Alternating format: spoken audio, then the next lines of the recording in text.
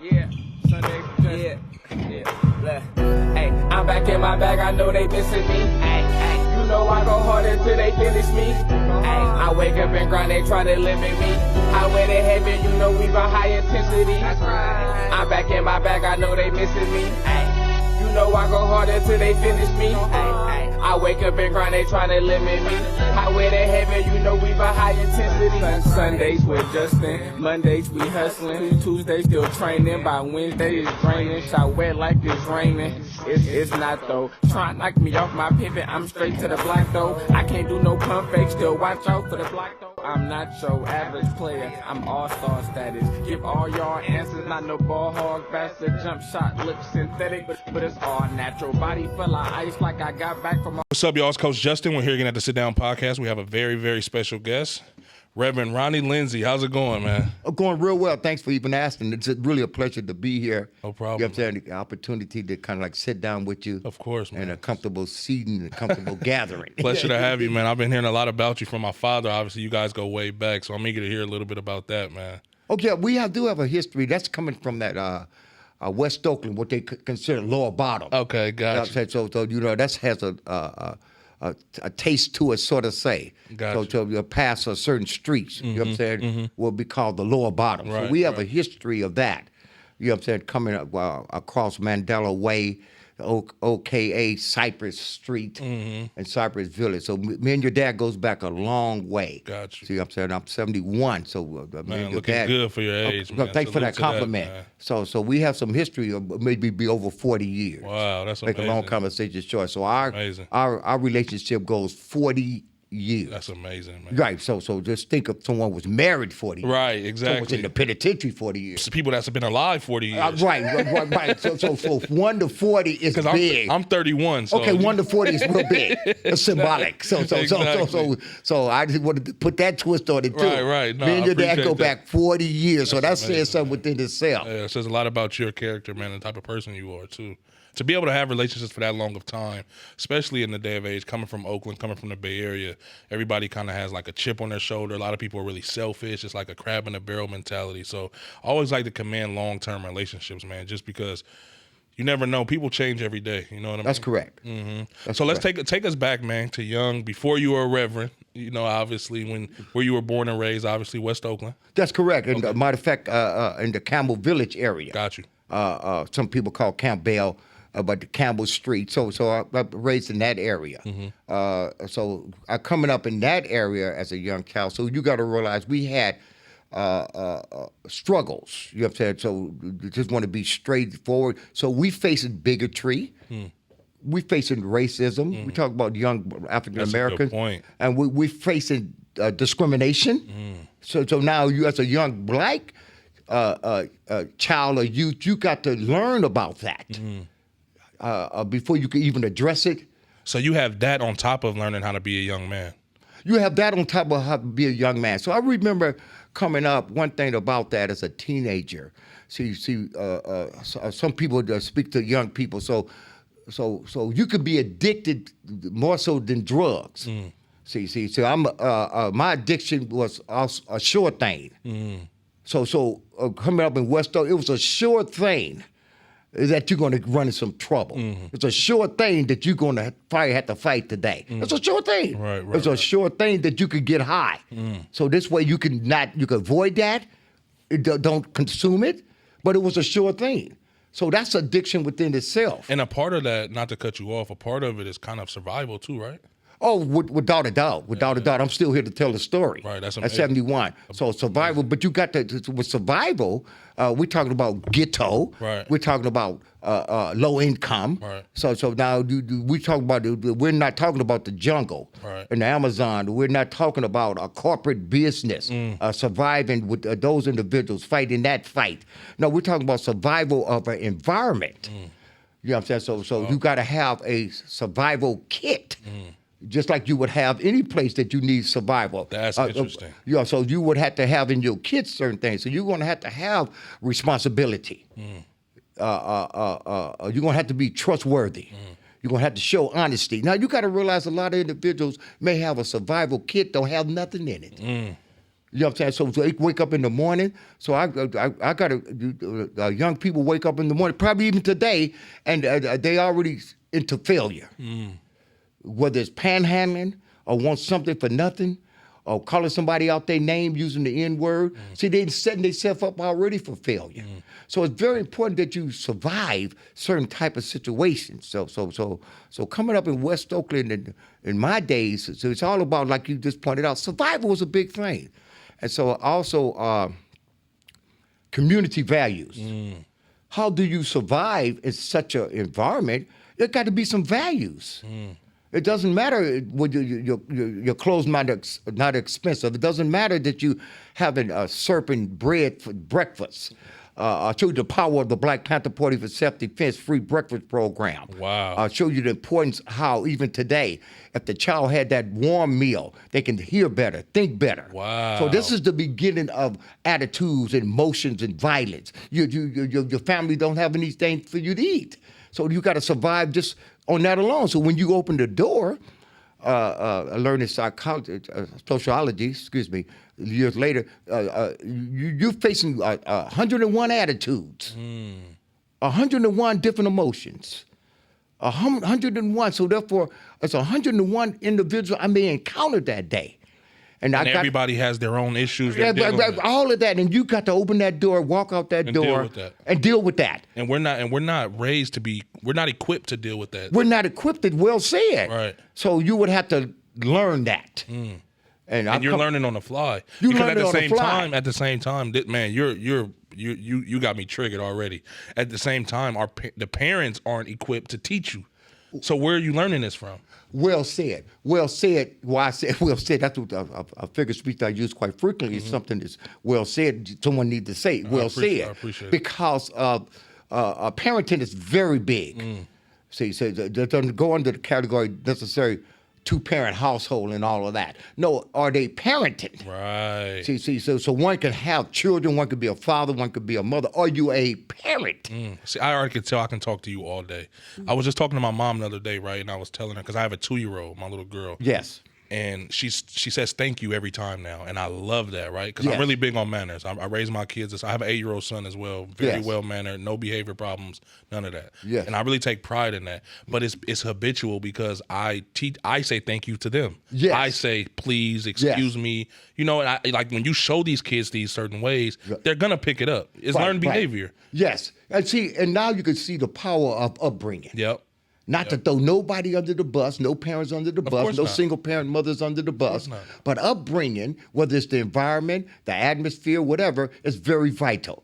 And so parenting well goes said. into that. Well said. See, parenting goes into that because one thing about you know yourself as a parent that your children emulate you. Yep. 100%.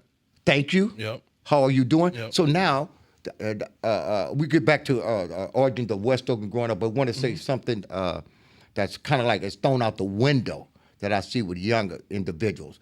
See, you make it be thrown under the bus just as long as no one start the ignition. You know what I'm saying? That's a good so, point. and then I come up under that umbrella called tough love. Then there's another thing that probably is not used today: constructive criticism. See, we all need that. See, God criticized us. God disciplined us. God pops us aside our heads when we do wrong. So parents need to do that. Right, you don't have to be abusive, but you need to sit your child down and discipline them. For sure. So God has said, that's a good parent because I do this as a father. So a good parent must discipline their children. I said all to say is mannerism. Mannerism. See, so one of the things coming up in that survival thing you learn in your kit is respect your elders. See, that's one of the things in the survival kit. One of the first things that someone's going to give you, whether it's a father, uncle, auntie, grandmother, respect your elders. And that goes back to when the community raised us as a village. Yes. It's not really like that anymore. That's why I just said that I said not to throw no one under the bus, but mannerism, respect your elders. See, and to know right from wrong. See, so now if you went and took somebody's stuff, you knew that was wrong. So if you know right from wrong, you probably know how to control that. And then when the consequences come about, it's easy for the person to say, you was wrong. You know right from wrong. So I know not to let the toothpaste go in the sink. I'm 12 years old. I know good and well that's wrong. Right. So that the parent comes and say, who did this? Mm-hmm. See what I'm saying? So they would tell you you're wrong. So mannerism is such a big situation of trying to survive in an evil, perverted world. Mm-hmm. You know what I'm saying? So respect your elders, know right from wrong, be fair and just. Mm-hmm. You have things of that nature. So you got to be polite. So now, it was so easy for me to say that because it's an evil and perverted world. Mm-hmm. And then I'm not going to hit no one on the head with a Bible. Right. My ministry is not consist of beating you on the head with a Bible and playing Darth Vader, Luke Skywalker with some scriptures. You zap me, I zap you back. Right. You know what I'm saying? Because I come up under if that's going to be the case, I want to be Darth Vader. You know what I'm saying? So I want to be someone that you're going to respect and fear if it comes down to that. So one thing about that, you want to be fair. So I said all of to say that it's still evil people. Mm-hmm. So me and your dad come up around evil people, treacherous people, no sense of direction, just like myself. No guidance, no hope. You know what I'm saying? The number one institution, which is the church, they do not know these people, which is myself. So they do not go out there and try to be involved with what's going down. Worlds. It's a separate worlds. Well said. So you got to be fair. I remember coming up in West Oakland, probably got to be maybe 18. So it's a few individuals I socialize with because I'm sort of like Dr. King said, I got that drum major instinct. I want to be up front. You know, I want to show some type of leadership. Mm-hmm. So I voiced that quite frequently because of the young man. My mother had passed away. So one of the things how I got mentally for that, I did a lot of reading and writing. At an early age? At an early age. Really? So like 12 to 15, that's all I did. Was that a decision you made on your own? Or that's a decision that I made on my own to get away from the stress and the drama and the trauma of and the emotions of not having a mother. So how old were you when your mom passed? Approximately about 6 years old. Really? That early? And I have 5 brothers at that time. Or where do you fall in the age group? Are you a number 4 child? Wow. So in other words, I had 3 older brothers. Right. And so my mom, before she passed, she had 6 sons. All boys? All boys. Wow. And so, father, not only is an alcoholic, somewhat abusive. Really? You got to realize I'm 6, but they didn't know that until later. You know what I'm saying? Then from aunts and other relatives of passing, not to shame my dad, because there's so much I learned from him. Though because but it's still negativity that you must turn into righteousness. For sure. And if you're good at that, it behooves you to do that immediately. Mm-hmm. Turn negativity into righteousness. So me and my brothers, we deliver ourselves from the curse of alcohol. At least I can speak for myself of vehicle driving. That was hard to me because my dad tore up cars and because of his alcoholism, really? I'd be in a vehicle with him. So I had nightmares. What? To nightmares. So I just grew up, even as a gangster and a racketeer, I didn't drive. I really didn't tell individuals what was the reason for that. But I did say I'm going to always be a gangster and a racketeer, so I won't have to drive. So I had to clean that up with that. I'm always have bodyguards. I'm always have someone in front of me. You know what I'm saying? I'm not going to take the bullet they are. Wow. You know what I'm saying? Then also I had the philosophy in that world, hopping over a couple of fences now. What I did, how I talked, how I conducted myself, and who I was involved with in that world, that dark world of gangsterism, I'm destined to be assassinated. But I was smart enough to know that 90% of gangsters are assassinated in the vehicle. Wow. And then the other 10% is persuaded or manure somewhere, whether it's a female, whether it's a relative. So by me knowing this, it goes back to my reading and writing. So when I got into that world, I knew what I was getting into. Most people don't. That's why I expelled well into leadership, by me knowing that. You know what I'm saying? So it would behoove you not to get involved in something you don't know nothing about, Right. because you don't know which way it's going to come. But talking about that world, yeah, you don't know anything about that. So I did know that 90% of racketeers and gangsters are assassinated in the vehicle. So I'm not going to be caught in that. Wow. Not the way I conduct myself. Right. Not the way I want to go in this status in this dark world as a leader, as a gang leader. You know what I'm saying? In a murderous world. So I'm not going to be caught in that trap. I'm not going to be flirtatious and at the club and all of that, to where I could be lured and assassinated. So I'm eliminated that. So it's going to have to be some poison or some big old brick going to have to fall from the sky to get me. Right. But get back to, so survival is a big thing. We could talk about survival in West Oakland and the so-called ghetto and how you have to survive through that. You go get to how I got my name Poison.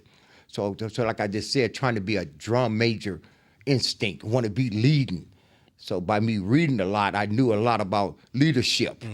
And so that's one of the things that I aspired to be, a leader, and but followed individuals that was good leaders also. Right. Because I learned one thing about a good leader: you let others lead. Yep.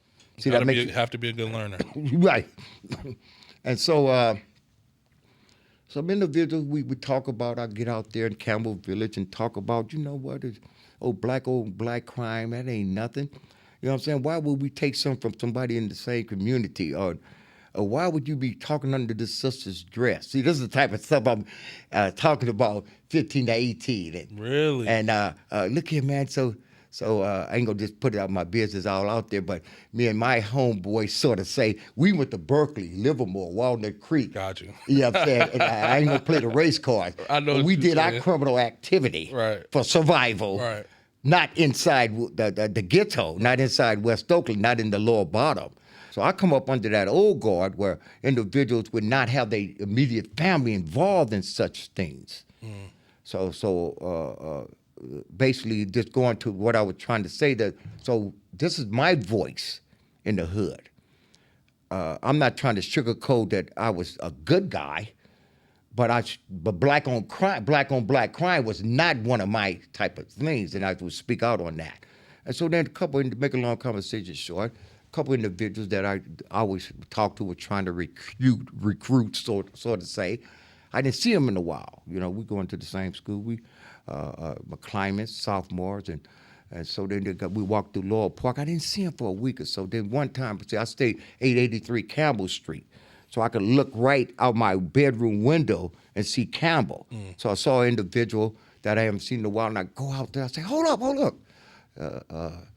Richard King, his name.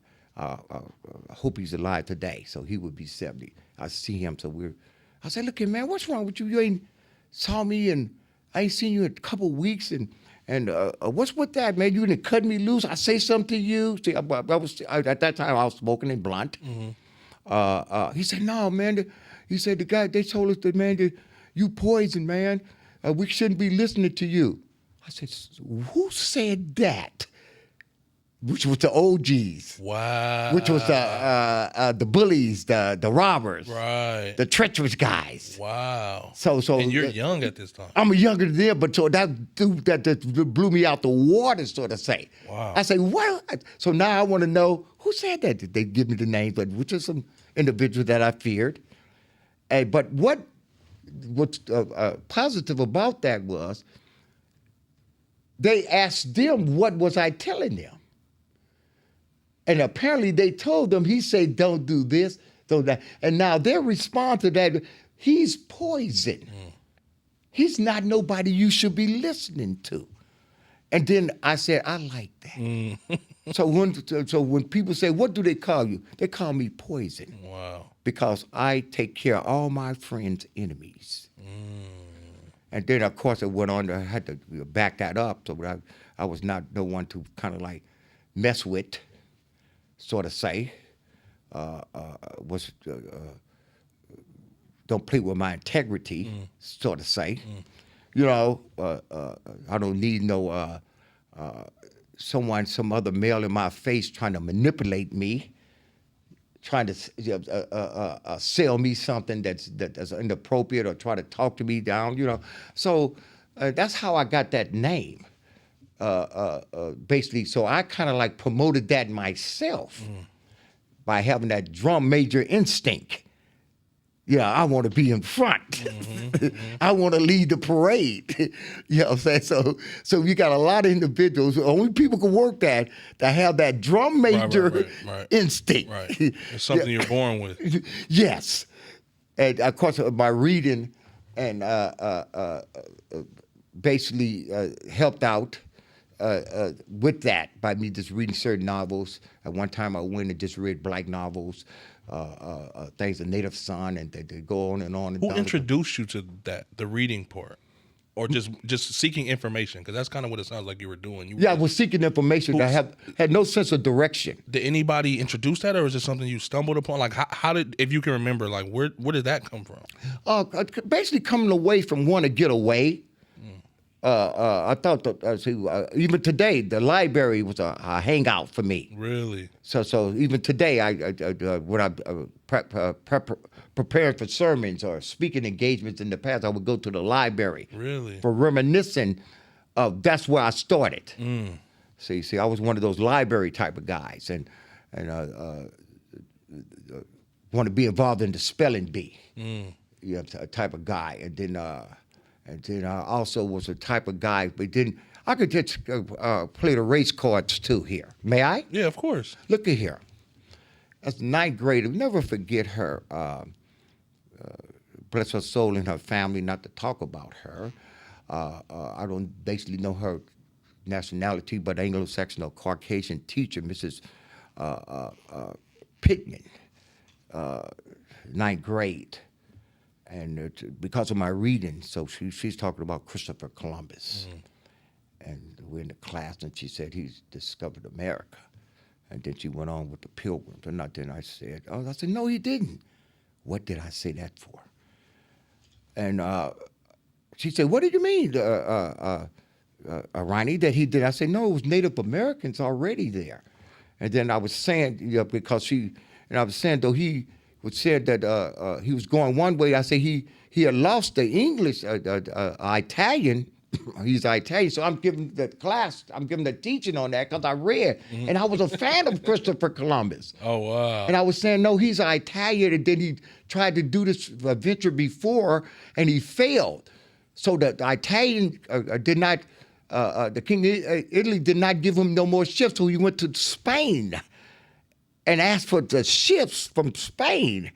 And then Queen Isabella gave him the ship. That's why she said they must be Spanish names. I'm not trying to give a history. And what she said, you go to the principal office, trying to overplay with you know what I'm saying? So so in that world there, it was like the beginning of discrimination.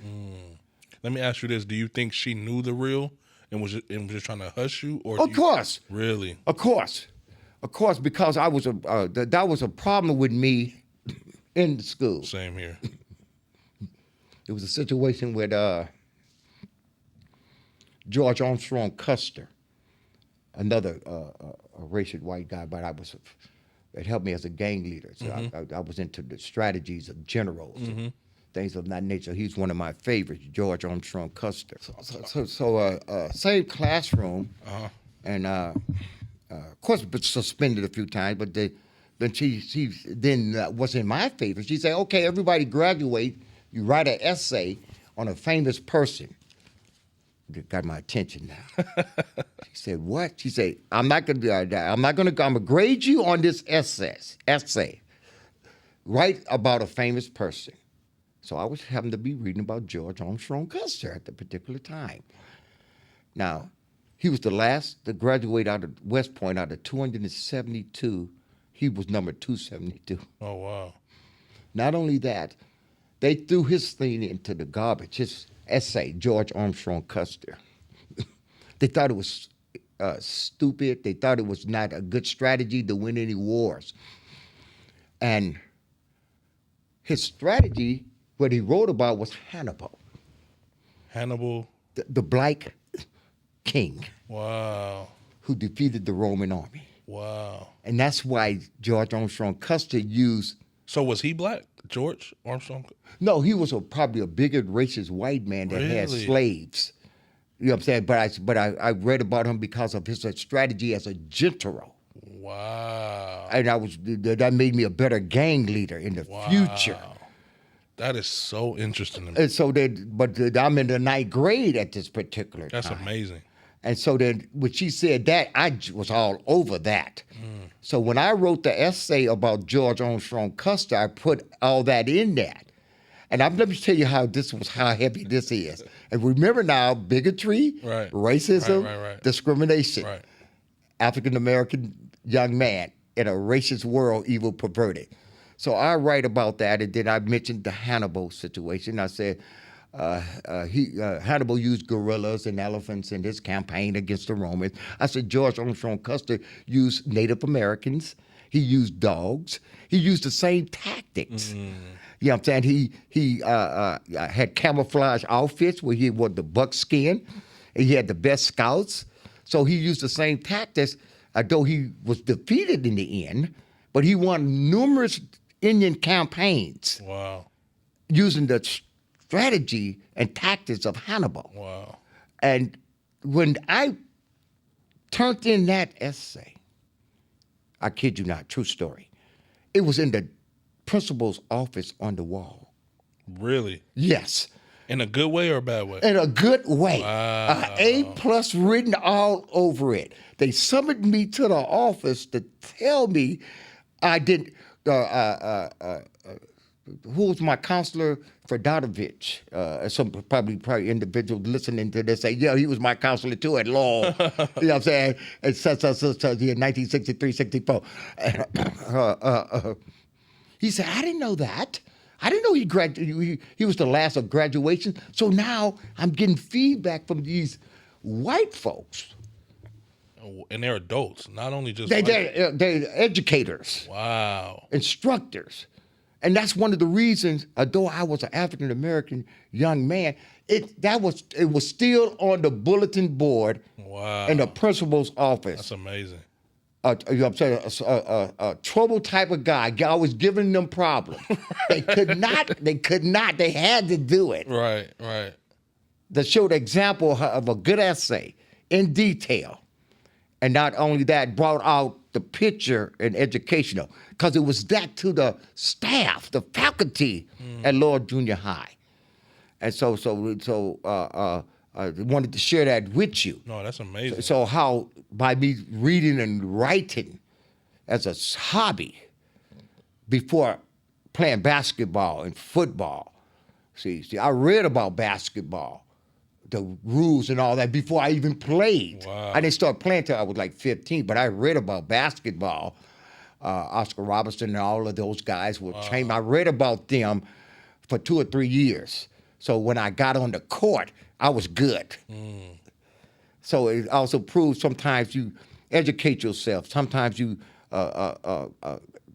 get the data and things of that nature. Could you imagine growing up in this day and age where the information is literally at the press of a button on your phone, where you wouldn't even really technically need to go to the library? Very impressive to me because I stated my age. Right. You know what I'm saying? I could tell you a story I share with you. My mother had passed away, so I'm raised in but it's not that I'm in the woods like raised by wolves. You know, so I had the aunties, and one of the things that did me and my brother we'd be playing in the Campbell Village, and one of the things the auntie would come over, the aunt would come over and cook, and so then it was not the nail shops. I'm going somewhere with this. So the aunties and the mothers, they did their own nails. And also another point is, it was not the cell phone, iPhone, it was to dial the number. You see where I'm going with this? So, Ronnie, come here. Dial this number for me. I dreaded it. Because if you miss, you got to go over. As you chuckle, yes, the iPhone was very impressive to me. I'm one of those individuals who dreaded to dial the number. And they was not going to dial that number to mess up their nails. They wasn't going to do that. So it's amazing. I remember trying to get some information involved with the Black Student Union at Laney. We had to send off for the situation like Eyes of the Prize, information about Thurgood Marshall, Madam Walker. You had to send off for that, and you had to wait a week or so. But nowadays, you could just, like you just said, press a button. Wow. So obviously, just for me to be here to tell the story, very impressive. Yeah, for sure. See, a lot of people, I don't know what's impressive to you, how God turned me around. Very impressive. Yeah. You know what I'm saying? And then things that I did, individuals that shared with me, very impressive. So we want to be very impressive. You know what I'm saying? And so we want and what we do. Whether it's going to an educational institution, the young people want to impress God, impress their parents, impress themselves, not necessarily try to impress others around them. I think that's what kept me out of trouble growing up in Oakland. Kind of similar to yourself. I always felt a little out of place because I knew what my interests were and I knew what my friends were into. None of my friends played sports. Yes. All of my closest friends were in the streets getting fast money. Right. Even to this day, to be honest with you. Yes. You know what I mean? Yes. I always steered completely away from it because I knew what I was interested in. I wasn't a follower, and I was always afraid to disappoint my mom and dad. You know, and you can see now. You can see what was in your survival kit. Yep. 100%. You see how you get the box. Yep. But no one's going to put things in there for you. Right. See, and I don't know what's in your survival kit box. Well, I never really thought of that until you said it. And I'm going to go home and I'm going to figure it out. I'll tell you that much. Yes, I'm saying so you want to have, in that world, the slang, and your dad would probably be in agreement with, you go to work, just any other job, you better have your toolbox. Right, 100%. You better have your toolbox. Really, to step outside these doors every day and deal with the world, you better be. Yeah, right. It don't have to be the hard helmet. Yeah, it got to be. But it got to be a mindset on the Lord 100%. And God, right. So that's your helmet. 100%. That's your construction helmet. Can I ask you this? Do you feel, and of course I'm not saying you live in any regret, but do you feel like if you grew up in a different environment, your life would have been different? I could easily say if I grew up in a different environment, my life would be different. But I could just say this, what I want to even ask me, would you have changed it? No. Because of what I got from that. It made me a better man. It made me be more understanding. And the situation it taught me about. So in other words, racism and discrimination could be put upon me, but I don't know nothing about it. So I'm wondering why. I come up under, it was some institutions in West Oakland, Nabisco, Carnation, and the Coca-Cola factories that did not employ African Americans. That is crazy. So now these are large establishments, factories. And so we in West Oakland, young men, we looking forward to working there. While I was walking by there, we could see that it's not a large amount of minorities working there. So that's a goal for us to be in the working class. Wow. To have work ethics. So they established different programs, apprenticeship programs, and things like Job Corps. That you guys could go through. Yeah, we had opportunity. Really? Many opportunities. Wow. That some probably don't exist today. So to give us the opportunity, because me and my brothers, we attended the Job Corps. Okay, they still have Job Corps out there. Yeah, right. Which is a wonderful thing. And which I'm speaking of the 70s now. We didn't left from growing up and how I got my name and how I took that on and how I promoted my name, Poison, and then went on and then how I talked about me coming up in school, how I was, involved in. So then now I have a conscience. See, you can have a conscience, but see, I'm coming up in an environment that it would behoove me to have a black conscience. So when I say that is, who are you? Right. What struggles have you been through? Where are you going with this? So I have a conscience that I am somebody. So when they took the Nabiscos, this is the beginning of gangs.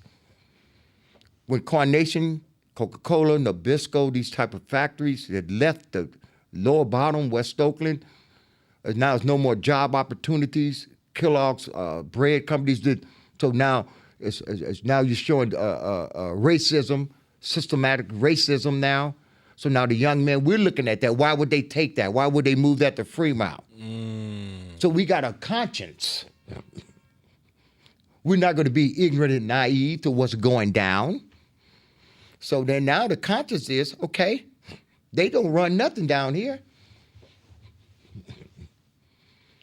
We control the ghetto. How you control that? Leadership. Although the gangs moved into drugs, yes, we know that. But I come up under when the gangs was a social club. You guys governed yourself for the most part. Yes. We had a conscience. You can see the importance of that now. Yeah, for sure. See, but of course, I got the origin of that.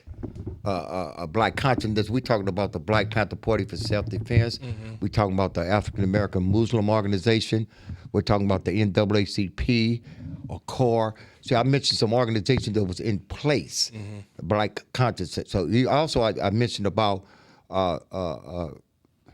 me picking up a street name and trying to show some leadership in the community. It was an organization, matter of fact, the publisher of the Post newspaper, Paul Cobb, he had an organization which was an offspring of the Black Panther Party for Self-Defense. It was called Group to Industrialize the Ghetto. Really? It was called GIG. And I learned a lot from that organization because they employed individuals 15 to 18. And what they did was they had contract with the Army base. Okay. Where they, I think they had trucks from them. They had, the first time I ever seen a large black garbage bag. Really? In my life. They had the large garbage bags and they had the stuff to sweep. Our job was to get a note from the parents and they paid us like $25 every 2 weeks. Wow. And then we did this twice a week and we pick up the garbage. In your own neighborhood or in West Oakland, in the Lower Bottom. Got you. Okay. You know what I'm saying? Like, now, he's the publisher of the Post newspaper, Paul Cobb. So the confirmation on that is through him. The organization, I never forget it because I grew off that organization. I have a black conscience. And you have a great memory also. Right. And so now, let me tell you what jumped out at me doing that. When we walked down 7th Street in West Oakland, when we went down Willow, Wild Willow, Wood Street, picked up that paper, and I'm naming certain streets, Peralta Street, 14th. What jumped out at me at 15 to 16 doing that was the criminal elements, the drug dealers, the so-called guys who were, let's say, they pimping and paddling, whatever their business was, they stepped back. Really? I never will forget that. And that made me, when I became born again, I never forgot that and brought that back into play. That's amazing. Community values. See, they was not concerned about selling drugs or shooting nobody. They was impressed with us young people picking up that trash. And I was impressed with GIG, Group to Industrialize the Ghetto, because if they wouldn't have did that, it never would have been picked up. That's a good point. And also coming up, the garbage cans would be so filled. And then if I come from the grocery store at 15, 16, 17, show you the beginning of violence. 16 to 17, I'm coming out the grocery store, I'm eating the chips and ate the cookies and drank the soda. And I come down the street in my neighborhood, in the ghetto, in the Lower Bottom, the garbage cans are full because they're not picking up the garbage because we're in the ghetto. And guess what I do? I throw my stuff right there on the ground. See, now I'm a part of this. So that's now, they pick up our garbage. Now emotions come in, anger come in. So now you see the origin of violence? Right. And then the gangs, and then you're taking the institutions away from the young individual who was aspiring to be parents and good men and wanted to work. Now that's gone. So what are we going to do? No sense of direction, no leadership. Yes, we can rely on Dr. King and Malcolm. Oh, these are all great men and stuff like that. And then I remember, bless his soul, not to speak to anything about the Black Muslim organization, but a few men. I remember when Louis Farrakhan later came as a young minister, and they charged $10 to get in the Oakland auditorium. So this is the type of black man I am through leadership. Why would they charge us $10 to hear something to help us? Why isn't that free? That's a good point. It's a very good point. Why should I buy a bean pie in a newspaper and I don't see them taking none of us to children fairyland? That's a good point. I'm not supporting that. So people. So now it's a sense of direction. Right. It's a conscience. It's not, but it's not leading to black on black crime. Right. It's leading to just like they talk about civil rights. See, I come up under there was human rights already. There was spiritual rights. There was mental rights. Right. See what I'm saying? So all of that. So yes, civil rights is something that we fought for and we gained through great men and women who died for us to get that. So you coming up with you want to have a conscience. What is your conscience? So if you're going to rob somebody, you're going to do evil to someone, where's your conscience at?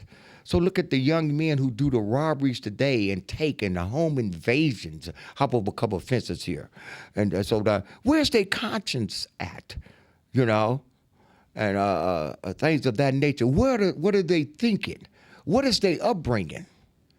You know what I'm saying? What did they learn these things from? So you'll look back and then you see how the evil it is.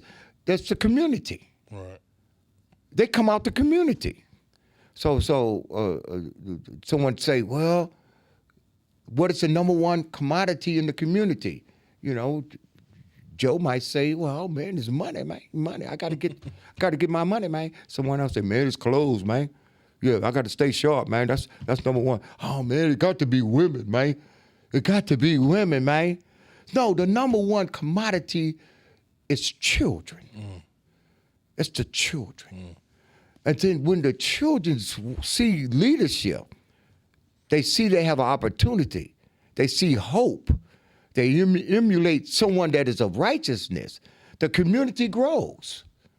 It grows. And the crime goes down.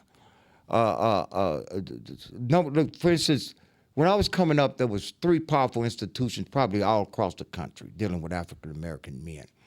And I'm speaking about when I was a teenager and coming up. Number one institution was the church. Regardless of their status on a statistic basis, they still is. The number one institution, and then we could just break down what I'm talking about with institution. We're talking about the people. We're talking about what it gives the people, information. We're talking about at one time the church was the only place that your children could get directed to how to get some shots to go to school.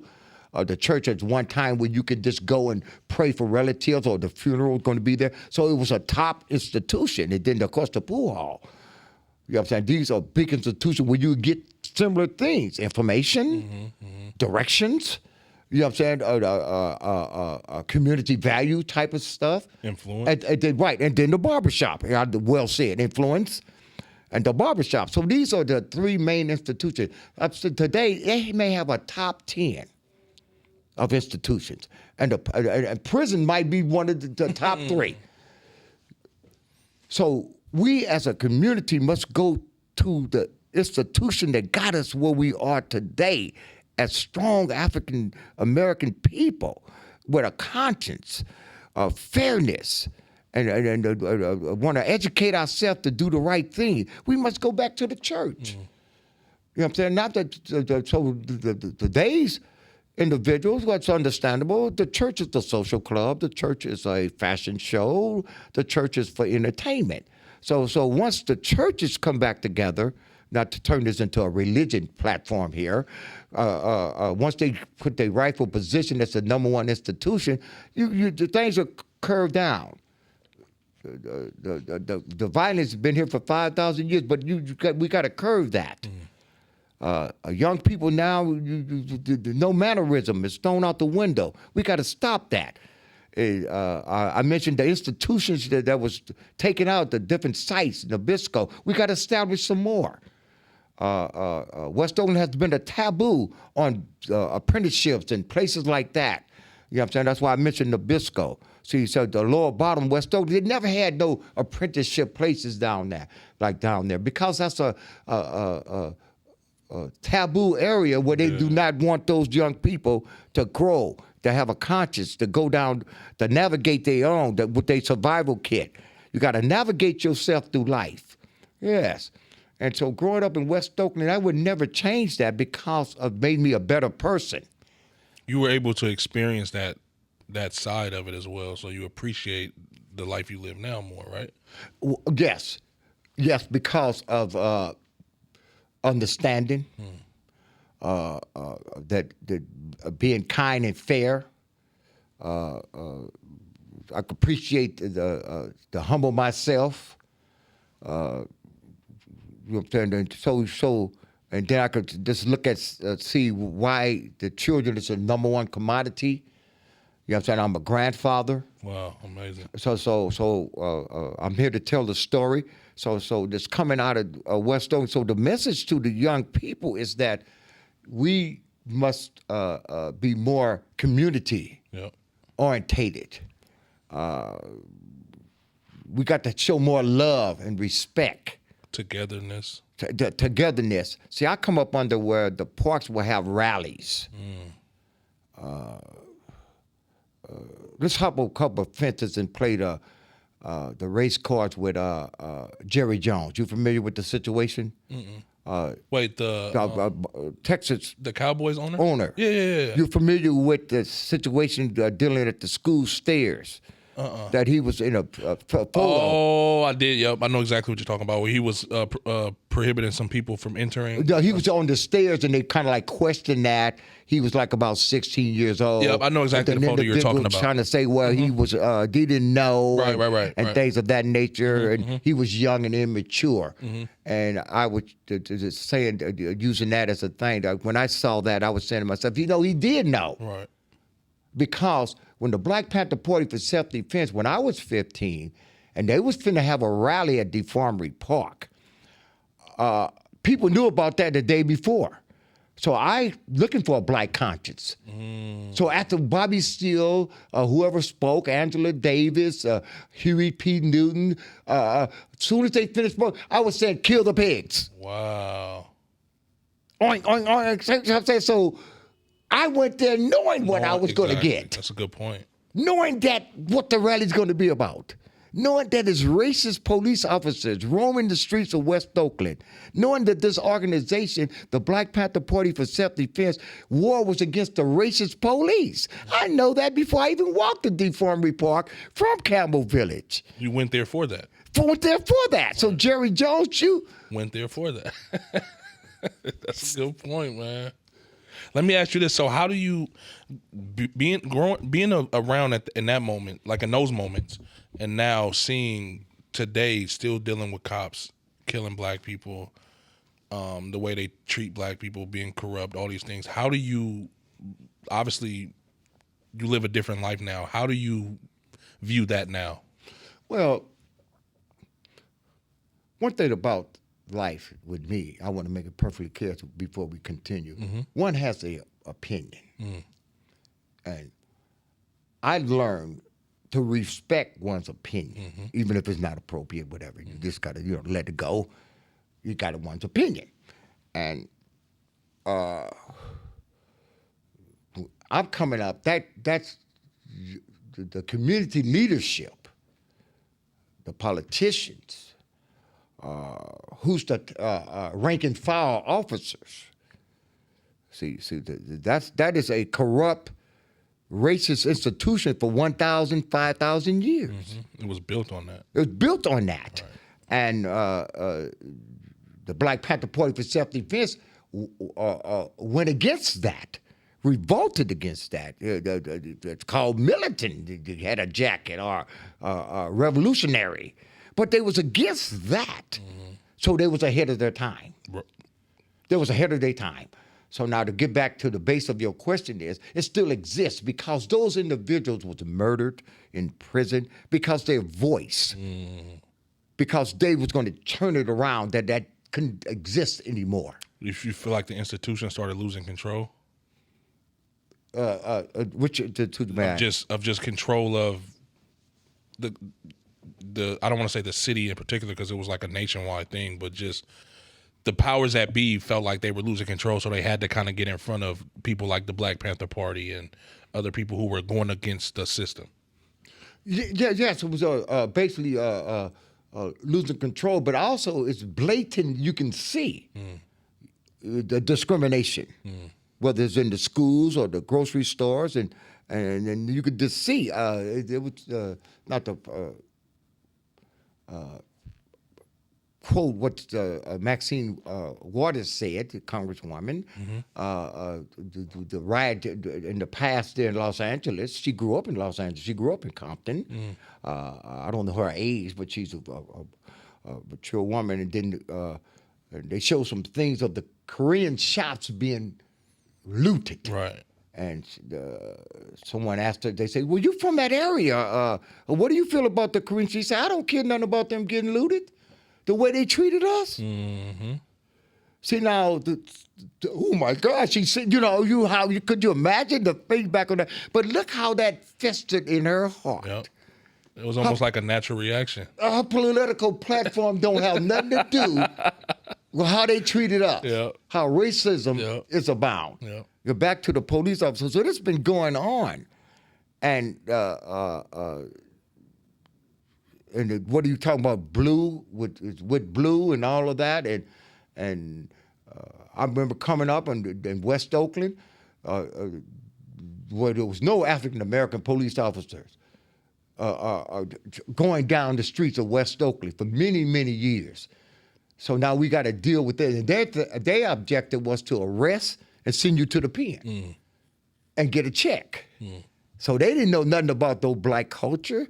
They didn't care. They didn't, why should they? They don't stay in West Oakland. It was like they had a mission to attain, and that's all they were. That's all it was. And then, but you got individuals like me and other men and women who sees through this racism, bigotry, discrimination, sees through this evil person. Talking about the police. So the church, the number one institution, wherever these cities where they are, where George Floyd, the people in the neck, and then the individual, I can't breathe. See, the church must step out and say, stop it. And of course, now they're doing it now, sending officers to the penitentiary and death penalty. But as I lower my voice, let me tell you what will make it stop, my opinion. Harrison Ford,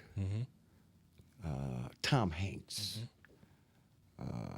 Name a couple influential whites that you know of. From here? Yeah, I'm just in the world, nationwide. Oh, I mean, now the most powerful man sounded like Elon Musk. When they open their mouth, it'll stop. Until then, it's not going to stop. Because they know it's going on. The Jerry Jones of the world drop his name again. The ones that we mentioned, they know Tom Hanks. Come on, man. He's from here, huh? Yes, but I'm saying, though, if you don't have a press conference and say, look here, it's the rank and file, it's the police captains and the things. The cartel might give them $200,000 a month. That's in every unborn grandchild in their family line will go to college. That's an enormous amount of money. It's incredible, man. So $200,000 a month. You know what I'm saying? So therefore, and then that's enough for others. So therefore, individuals got to speak out on that. Do you see that being a realistic thing to happen? Yes, because it's blatant now. And then you know what else I think is interesting? A lot of their kids that are around my age or younger are like, hold on, this isn't right. They're starting to step up and complain about it. You know what I mean? Like they're more against it than their parents were. Yes. You ever see the series Roots? Yeah. Now I don't like watching that stuff. Though. Okay, me neither. But when that came out on TV, the series one, not the series. Oh yeah. When that was out.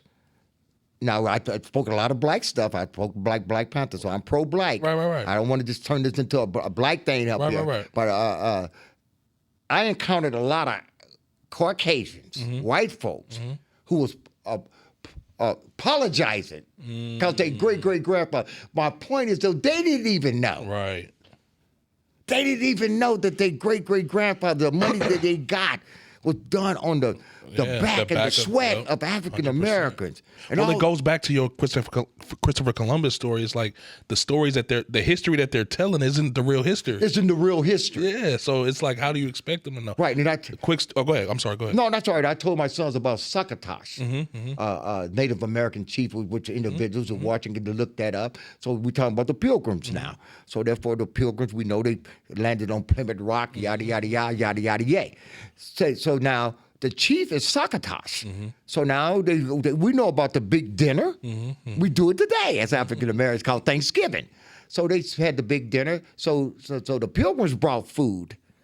But see what the Native Americans under the, Chief Sakatosh, they brought okra, corn, turkey. And today, African Americans in the South was making that a dish. Potatoes, corn, and okra was a dish called Sakatosh. I didn't know that. Yes, and it's enough elderly people who grandmother fixed that dish on Thanksgiving.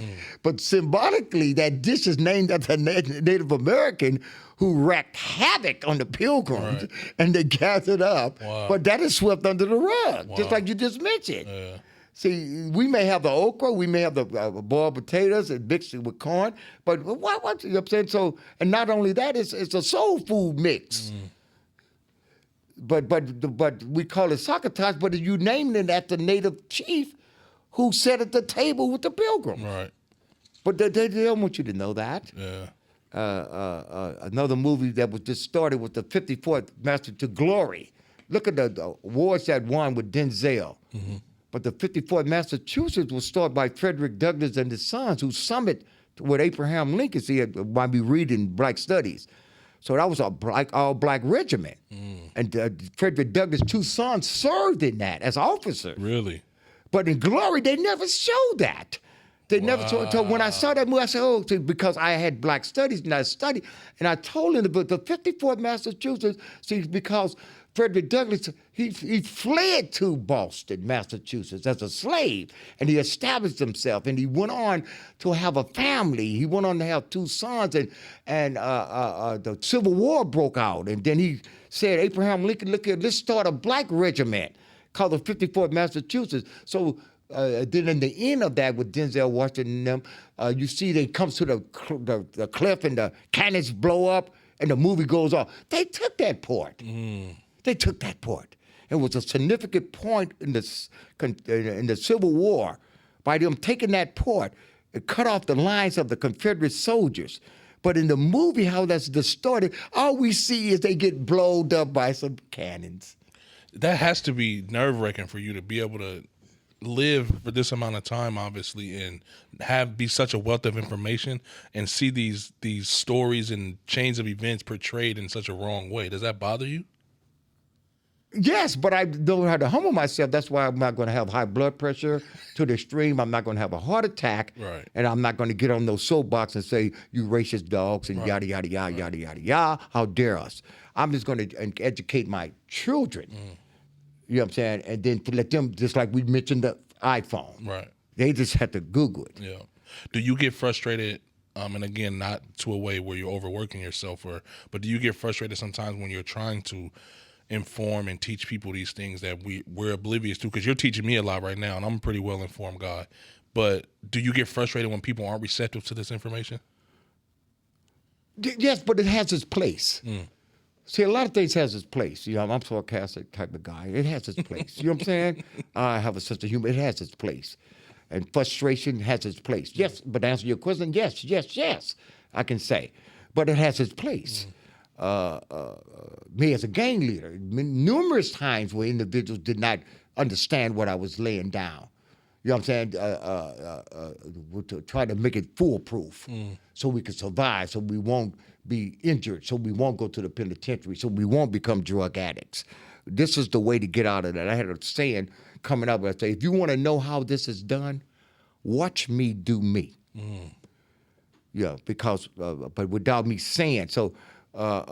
Frustrated. So I come up with a thing. Thanks for letting me share this. No, this is great. So I come up with a suggestion as a gang leader, knowing that I was highly educated. Let me tell it, as a learner, and I knew a lot of things for the price of rice in China. So what? What that got to do with the ghetto? What that got to do with me being a gang leader? So I did not want these men to think that I was better than them. That I was more educated than them. It was something that I needed to do, though. Right. If they're going to follow me, if they're going to believe in the plan. So now what I did was come up with stories for they could understand the situation that's going on at hand.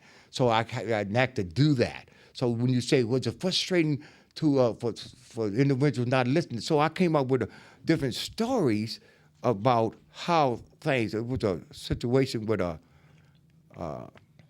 some guys was arguing, and I was sitting back, the gangster. You know what I'm saying? Whatever. You know how we're supposed to be macho and all that. He said, I'm a man. So they argued back and forth. One of the guys is affiliated with me, and I'm watching him. He hollering out, I'm a man, to this guy who's trying to provoke him. So I'm sharpening up to say, okay, he's trying to provoke him. He like his girlfriend, so he's trying to make him look bad. I see the whole scenario as a leader. I'm a man. So my guy is saying, I'm a man, I'm a man, I'm a man. All that. So then afterwards, I said, let me talk to you, man. I said, it was this. I said, you familiar with the Klan? He said, yeah, boy. I said, so the Klan came to this black man's house on horses.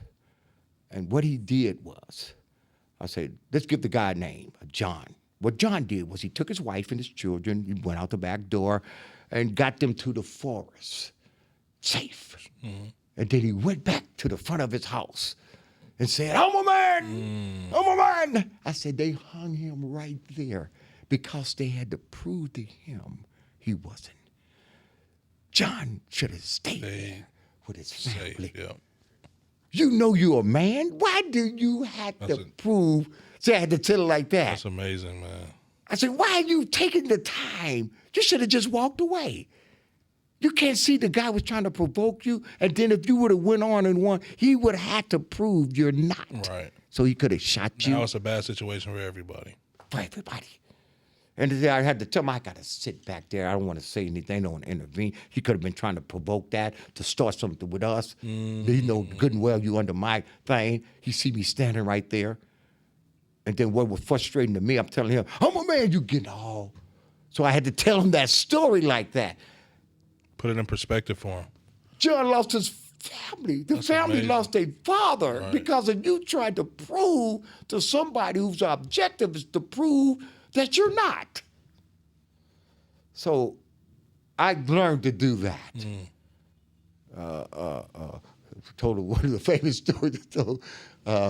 Said, I forgot the situation where I said, well, the black man was selling ice in the ghetto. And he was making good money. He was doing it for years. And then the white man, he wanted to be all in the ghetto and all in white folk, black folk business. So he got some ice. He started selling ice. And so the black folks started buying ice from the white man. So the brother who was selling the ice for years, he goes up to the black people and say, how do y'all, why was y'all buying the ice from the white man? Y'all been buying the ice from me. It helped me and my family. Why are you buying the ice from the white man? And they said, his ice is cooler. You see the mentality Right. of African Americans. That's interesting. How dare you? And then you mentioned the crab thing. Right. Didn't want this man to have nothing to say. And the white man come along with the same thing. And they'll give it in a heartbeat. See, I use that as the phrase for the kisses butt. Yeah. Got to butter it up a little bit.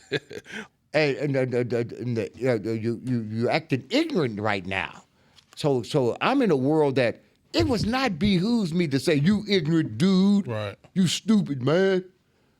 And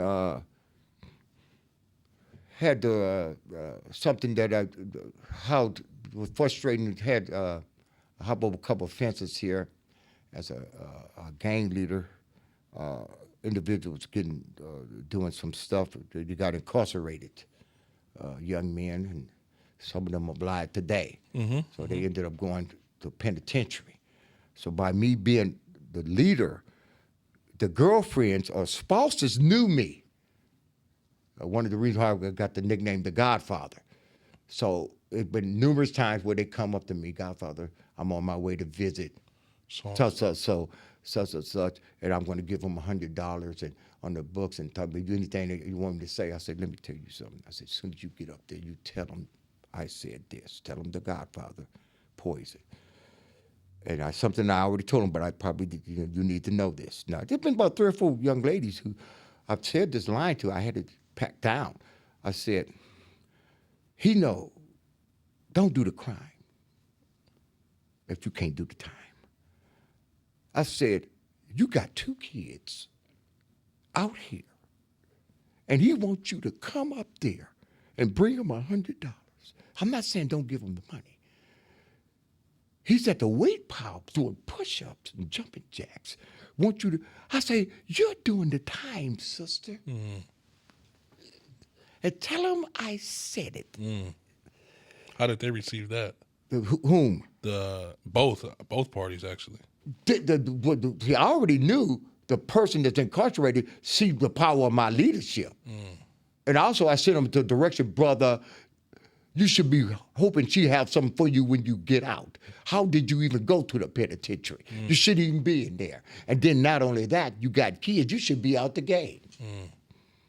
What are you doing going to the penitentiary when you got children? Wow. And not only that, she's confronting me, asking me for information that you're going to go back. See, I already know she's going to go back and tell him. I talked to the Godfather. So I wanted him to get the message where I stand on it. I'm not in agreement of her got her child in a stroller giving you $100.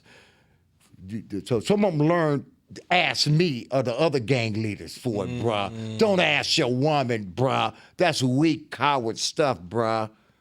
But I'm from the old guard, you know. So that's a touchy situation because am I depriving him of having, because I know visitation, a letter, and commissaries are big thing when you're incarcerated in the penitentiary. But I wanted him to see that, come on, don't sweat her like that, bruh. That's interesting. Don't sweat her like that, bruh. She need that money to get an apartment so you could go, when you get out, you could have a relationship with Jesus to go to work or something. Why she give you the $100 to put on your book to get some top ramen and some cookies? Yeah, that's a good point. You know? So now I've been getting, my leadership is like, hey, he's the Godfather. Right. We go to him for the information. And then now my information got to be good or I'm a weak Godfather. Right. Hey, but nothing. I can't be flirtatious with these women. Did you have anybody older than you in the streets that you kind of could pick their brain or look up to at all? Or were you just strictly just literature and learning through books? Oh, check it out. Everything is you got to, I think that's the route the majority of the people that you learn. You know what I'm saying? For with me reading the books, learning about Elgin Baylor and these individuals, we're learning about these individuals by learning and looking up to them, by reading about Malcolm and reading about Dr. King and reading about Thurgood Marshall, Garvey and them, by me learning about looking up to them. But to answer your question, yes. And then West Oakland at that period of time, it was a numerous amount of individuals. See, not only was a stampede of bullies and murderers and connivers and robbers, it was also righteous men. You know what I'm saying? Who probably dipped and dabbed. There was loan sharks and there was individuals who was bootleggers. Really? Righteousness on 7th Street. And remember I shared with you at 15, coming up, that drum major instinct and I wanted the leader and all of that. And, people watch you. Let me tell you a very interesting story at the beginning of me even being affiliated with knowing that let me tell it, I thought I was on the right track, but it was nothing that I should have been doing because it was criminal elements.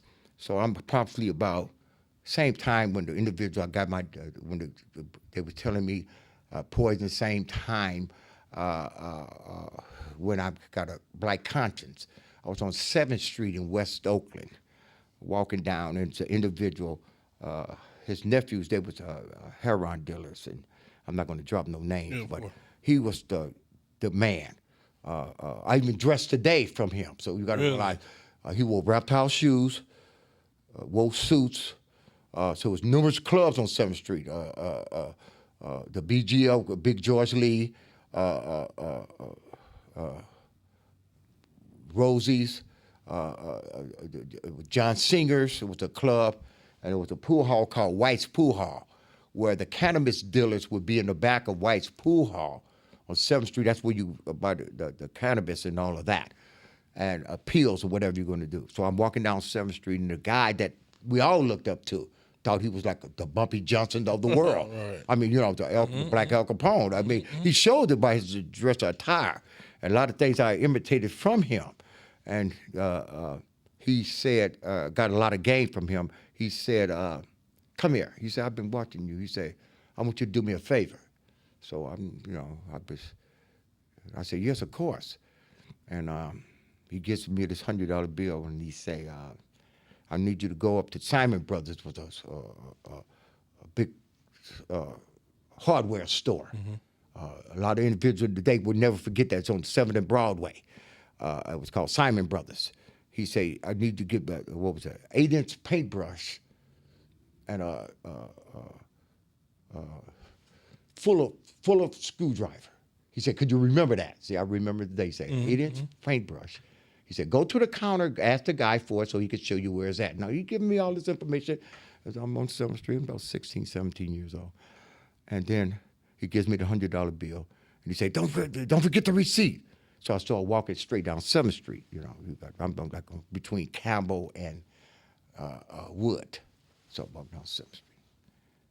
Go to Simon Brothers, get the 8-inch paintbrush that's full of screwdrivers. The white guy, he helps me out. Get the change, it's like $20-something. I mean, $80-something change, so total.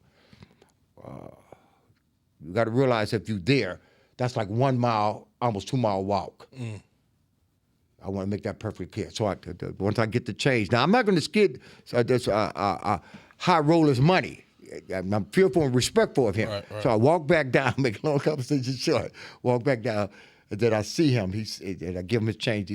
He said, man, why didn't you ask me for bus fare?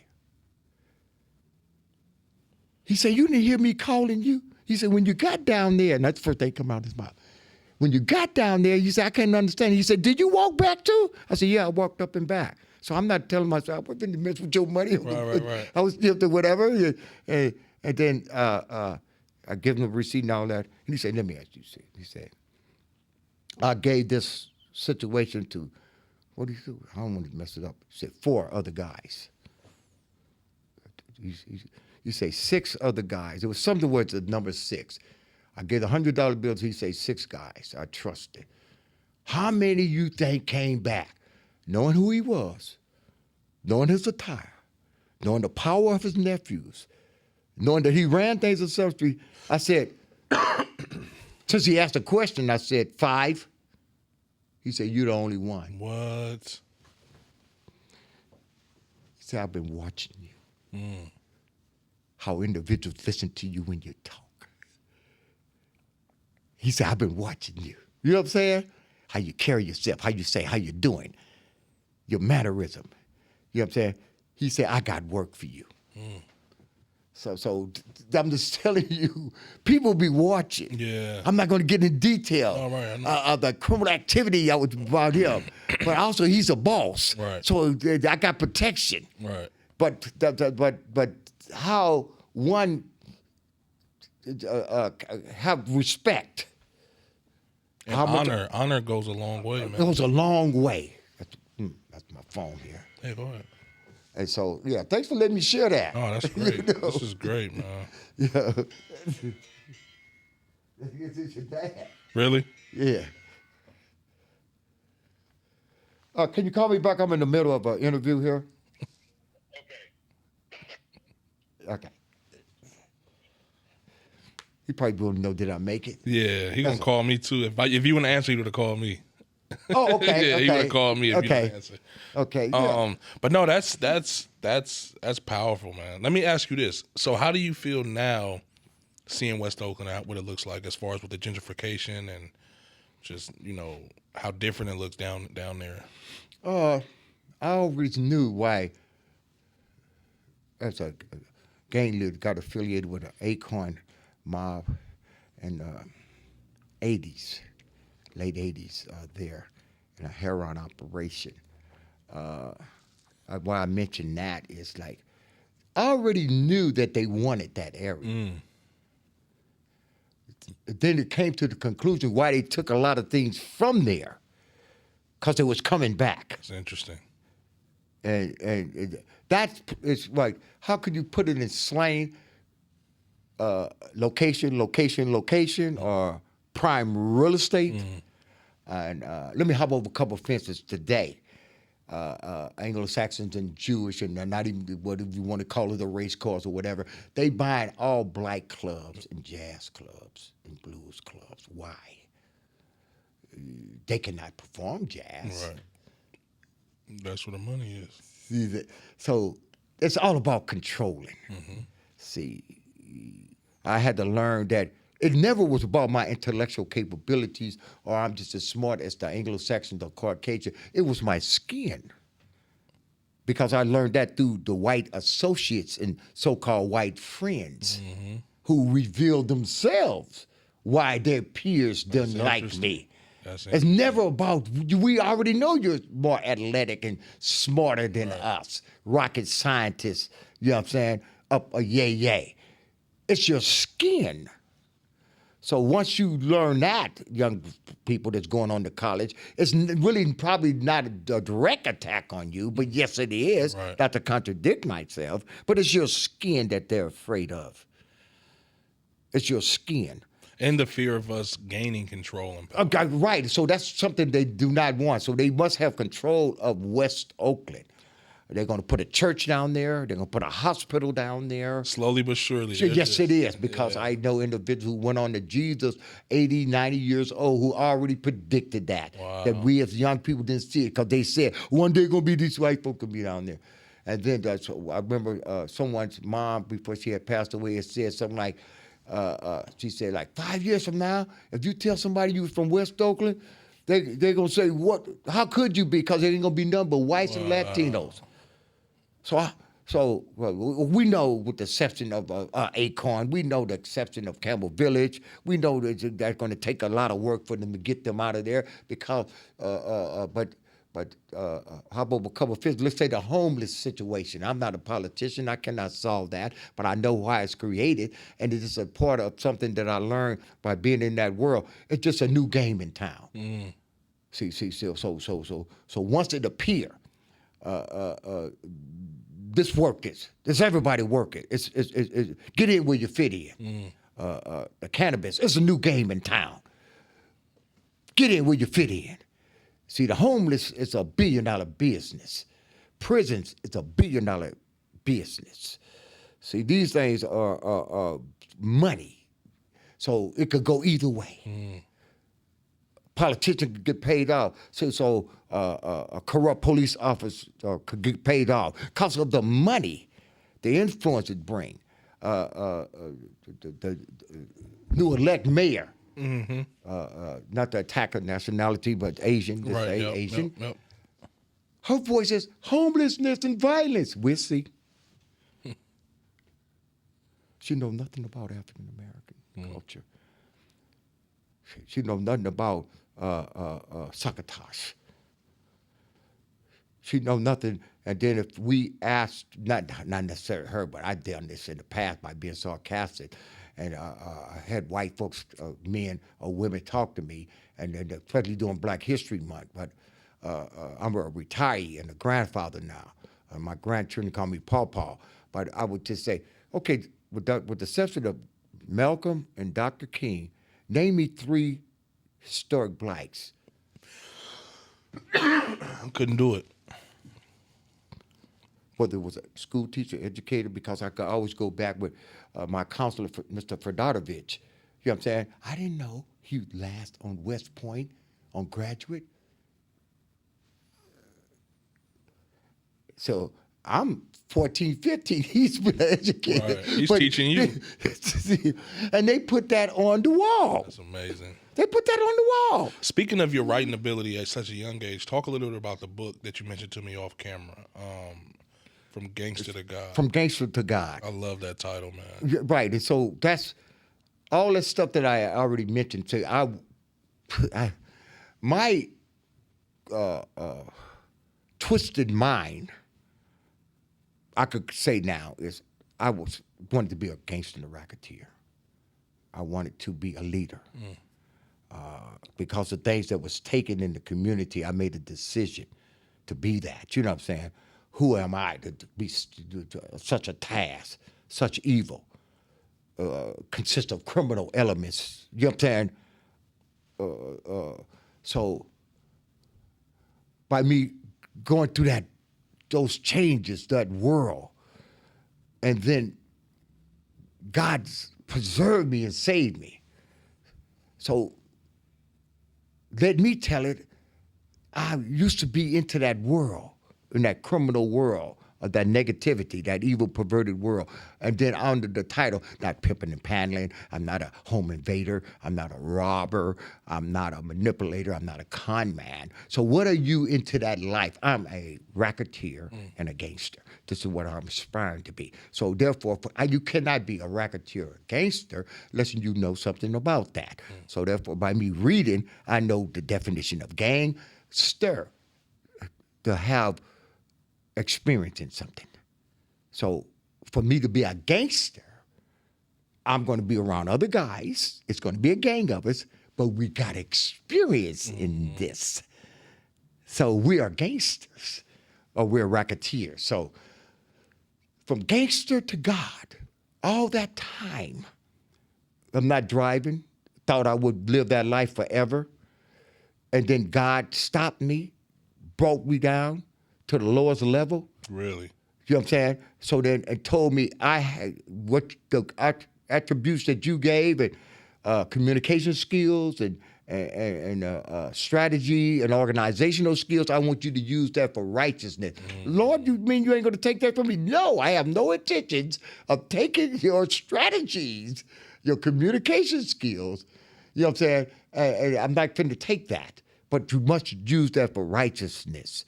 When I got that spirit in me, what do I lose? It's what I always wanted to be. I always wanted to be a leader. I had to eliminate the drum major instinct, parading up front. You know, had to eliminate the communication skills for negativity. You know what I'm saying? And try to advance in that world. You know what I'm saying? Strategy, try to win a gang war. You know what I'm saying? Use that for righteousness. So I'm coming from gangster, from that world, deep in that world, 30 years. Leadership in that world, 30 years. Coming from that world, Lord have mercy, I made it out of that. Been arrested for murder twice. Really? Acquitted for one. Charges dropped on another. Really? So I one of those individuals, I'm not finna knock on no wood. I'm not going to the penitentiary. I'm not that loose. I'm not that incompetent in a world that I know what I'm dealing with. I'm not finna knock on no wood. And so, of course, I did not make it in that world. And I don't know too many people that did. You could say they did. It's powerful. And then, because I remember talking with some young people, motivational speakers, some juveniles, I was saying, let me tell you something. I said, in that world, I said, I don't know what the odds today, but so when I was coming up in the 60s, 70s, 80s, it was 10,000 to 1 that you're going to be successful. Wow. So I already knew that. So my objective was to get some money and go back to school, because it's 10,000 to 1 odds that I will be successful in that, come out with 2 houses, vehicles, yada, yada, yada. The odds, so therefore, out of 10,000 guys like me, only one going to do that.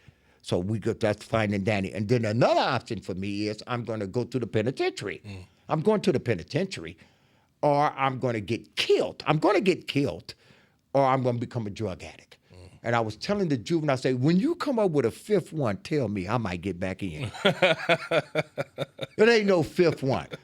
You're either going to make it, odds are 10,000 to 1, you're going to the penitentiary, you can become a drug addict, or you're going to get killed. See, young people. Did you ever go to the penitentiary? No. Wow, that's amazing. No. Because I knew what I was getting into. I crossed the T's and dotted the I's. Right. Just like I shared, knew the men I was dealing with. Right. I knew they was not, some was ignorant per se. In other words, they just didn't know. Right. Mannerism, they didn't have that. Class and finesse and charisma, they did not possess that. So I already knew that this is what I got to install that. If I install this into these men, they will respect me. When you say God brought you to the lowest of low, like, can you expound on that a little bit? Like, what would you define as your lowest moment to kind of help you? That kind of helped you see the light? By me aspiring to be a gangster, by me living that world, by me having some good times, being around high rollers and all of that. You know how that go. It's not BET, black educational teaching that we see in the movies, but this is real at real time. Right. So by just being in the midst of that world, real tough, with a leadership position and respect for other men in that position, I'm obligated to conduct myself a certain way. Right. So now, I'll tell you a funny story of how the power of my leadership was. There was a situation where I had a superiority complex coming out the ghetto West Oakland. Remember, I mentioned some other stories. So therefore, a brother that was ignorant or whatever, just was wrong or robbed or something like that, I didn't really like them. You know what I'm saying? I don't use the word hate, but at that particular time, I hated them guys like that, bullies and stuff like that. Guys who were just dingy. So I had a superiority complex. So therefore, I was a Rolex type of guy, $300 suit, whatever, yada yada yada. You know what I'm saying? So I had a style, and so then, so God, in the end, when individuals going to be apprehended, it's over with. It's no more. The bosses that I was under was apprehended, incarcerated. The operation is gone. I'm on a California Grimmy diet, emotions and stuff. You know what I'm saying? So I'm getting high, so I'm going to get something that I was not one of those drug dealers that didn't get high off the product. You know what I'm saying? So therefore, now I've got problems. I have no fun. Fine. I got enemies that could attack me now. I'm vulnerable. So I'm at the lowest.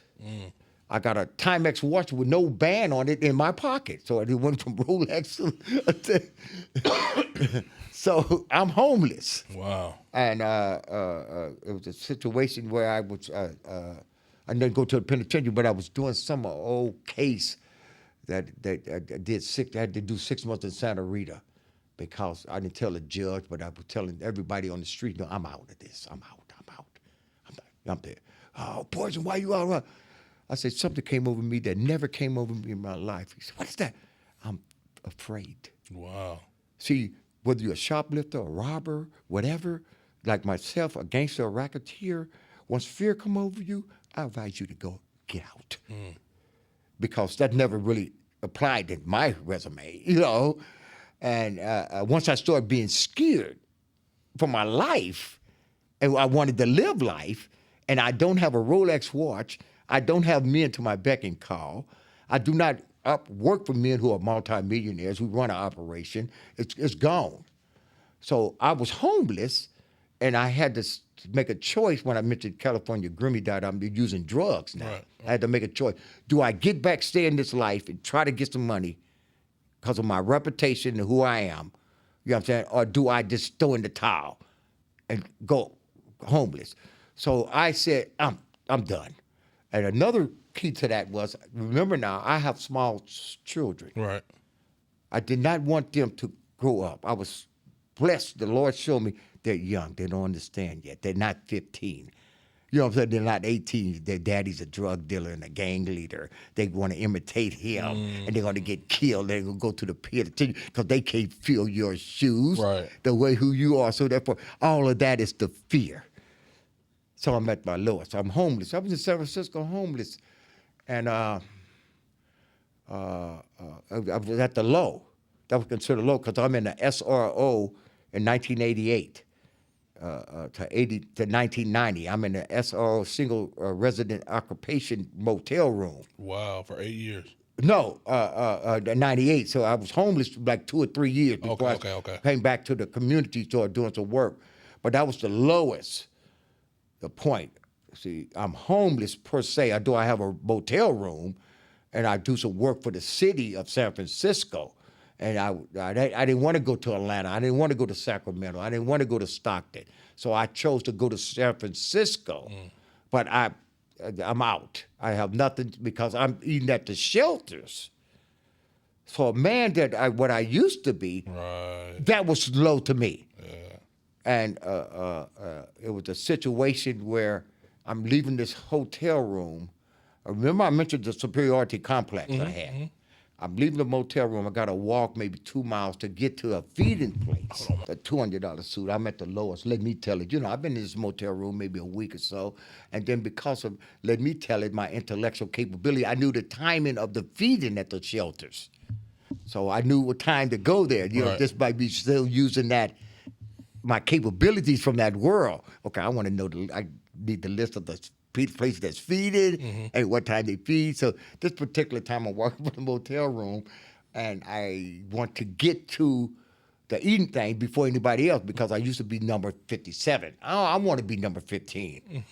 so that's my mentality. Right. So I'm going down there. And then in the doorway of the eating place, God is all in this story too, is a sleazy African-American male. I mean, what I dislike. What I had a superiority complex. Greasy looking, maybe about 60, 70 years old. But he's in the doorway when they open the door for us to go in to eat. So I'm early because I'm going to be like number 10. Right. And then they have a line for disabled individuals. But the guy goes up to the guy that's in the doorway, and I look over him. I said, "You dirty, dirty." Call him all kind of names. Use profanity. Maybe my first year of 6 months, I was homeless and frustrated, angry. You know what I'm saying? Not suicidal, but it could go there. Right. You know what I'm saying? For what I had. I call them all kind of names. Ooh, I would never want to be like you. You no good. Yeah. I wanted to kick him. And then I went back because I said to myself, okay, I had I don't smoke now, but I had 2 cigarettes. I said, I'm gonna fire one when I get down to the shelter, and after I eat the meal, I'm gonna fire up the other one. And so after I cursed him out, I turned my back to him, went towards the curb to fire up the cigarette. And guess what came out of my mouth? If he get up and ask me for a cigarette, I'm gonna slap the mess out of him. I wish this no good brother. Because I heard him, hey. I said, he better not. See, that's that poison, that anger, frustration. I'm at the lowest. You know what I'm saying? Ooh. So therefore, I said, he better not. He gets up. I see him walking. My back is turned to him. I could feel him now. I said, he better not. So I'm looking to the left and to the right because I don't want nobody to see me, And this is finna be black on black crime. I have audacity. You know what I'm saying? Don't even know the situation of this guy. He said, hey, don't stop reading that Bible in that room. Okay. I started shaking, man. Never, only 2 or 3 times that ever came in my life. It's nothing but fear. He said, don't stop reading that Bible in that room. Don't worry about them words. Because I was just liking the Bible because thou thee, brethren. And he said, and don't worry about your boys. They in foster care. Is you with me, man? As I get emotional, this man couldn't have known nothing about that. He could have not known I was in a room. He could have not known I was reading the Bible trying to learn it. He could not have known that I had some sons as one of the reasons why I need to get out this life. That's incredible, man. And I knew that was God and the angel. It's a true story that I've told many people because that's how God had to get to me. You know what I'm saying? Your superiority complex is out the window, bruh. You cannot do no work for me with an attitude like that. You know? And I send somebody that you dislike to tell you who you are and what I want you to do. You looking for some guy to come up in a limousine, jump out with a golden Bible, say, come on, get in, man. I heard about you, man. You AKA Poison, the Godfather, man. You know what I'm saying? You've been in gang wars and survived and never been to the penitentiary and boast about they ain't gonna never get you. You that guy, come on in. No, God sent a homeless, sleazy guy that I despise to tell me that's heavy. What I need to do. I was at the lowest. But ever since that time, he raised me back up. That's amazing. Sent me back to West Oakland, walked the neighborhood, Campbell Village, sent me back and told me, you know what I'm saying, that because the people know me, I can have a ministry amongst the people. Yeah, so that's the lowest. And from 88 to 90, 88 to 89, if I go back, me being homeless, eating that glide, have the list of the different places that fed. I used to work out there, so I know exactly what you're talking about. So talked to some people recently. So remember I said this is 88 and 89. And Thursday they served chicken. And I did have the rule. And the individuals like 6, 7 months ago told me they still do that. Wow. Thursday is the chicken day. And I used to go on my way of the lowest down to get to Glide Memorial to get that Thursday chicken. And remember now, when I first was doing that, I was number 123. Once I got used to that, believe me, I was never over 50. And then the God had the ministry for me because I used to see individuals with their wives and children in line, and I would sarcasm, criticism has its place, but I used to tell other brothers in line, I would never have my wife and children in a soup line. And then I learned also that one of the hardest things to do is to stand in a soup line. See how God was just building me? By me being 123, you got to realize, my brother, that's 90 minutes before you finna go and get your plate. That's interesting. And I realized this is the hard. I thought surviving a gang war was hard. I don't mean to laugh, but no, I thought, you know what I'm saying, trying to save some money was hard. Right. No, one of the hardest things in life is standing in the soup kitchen, in the line to get something to eat. That's difficult. That's interesting, man. See, so that's difficult for a black man to do that. Especially somebody who was, like you said earlier, was at your heights. You know what I mean? Like, yes. It wasn't like this was all you know. Right. Like you were at a point to where you were like the head honcho. You know what I mean? To a certain extent, which I was a boss, you could say. Right. A shot caller. Right. The different slang they got for it. Right. You know what I'm saying? I prefer the leader. Mm-hmm. You know what I'm saying? In a world of whatever negativity. You know what I'm saying? But I survived it.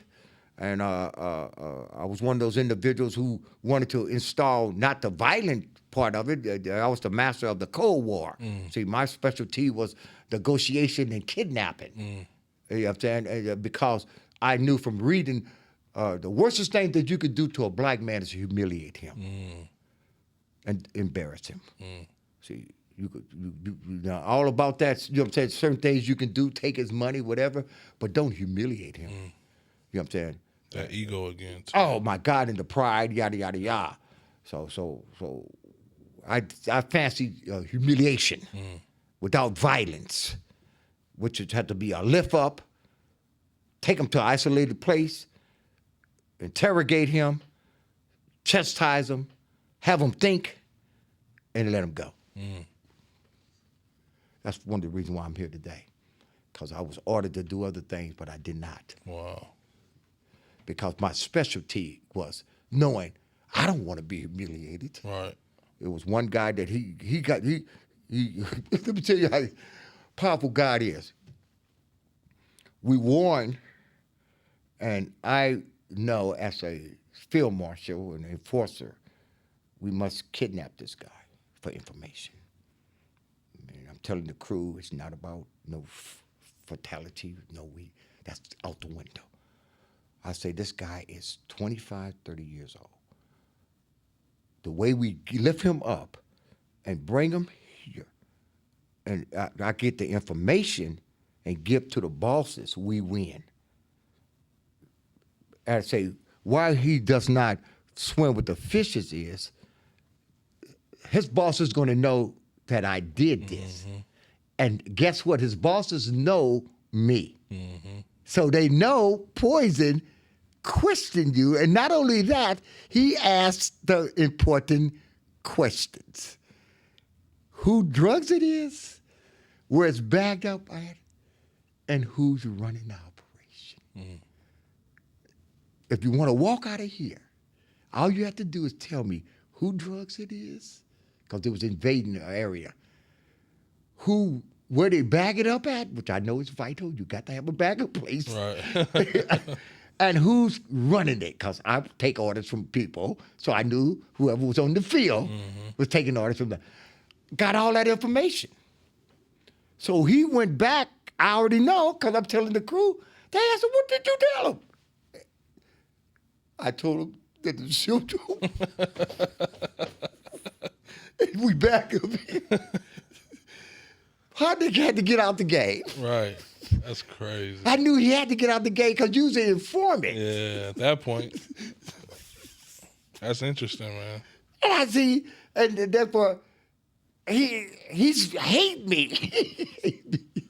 He probably wanted to die in the game. As opposed to that. Yeah, as opposed to becoming being humiliated, apprehended, and gave up the information because of the shrewdness, rudeness, and the tactic that Poison put on you, manipulated you, was never had no intentions of bodily harm to you.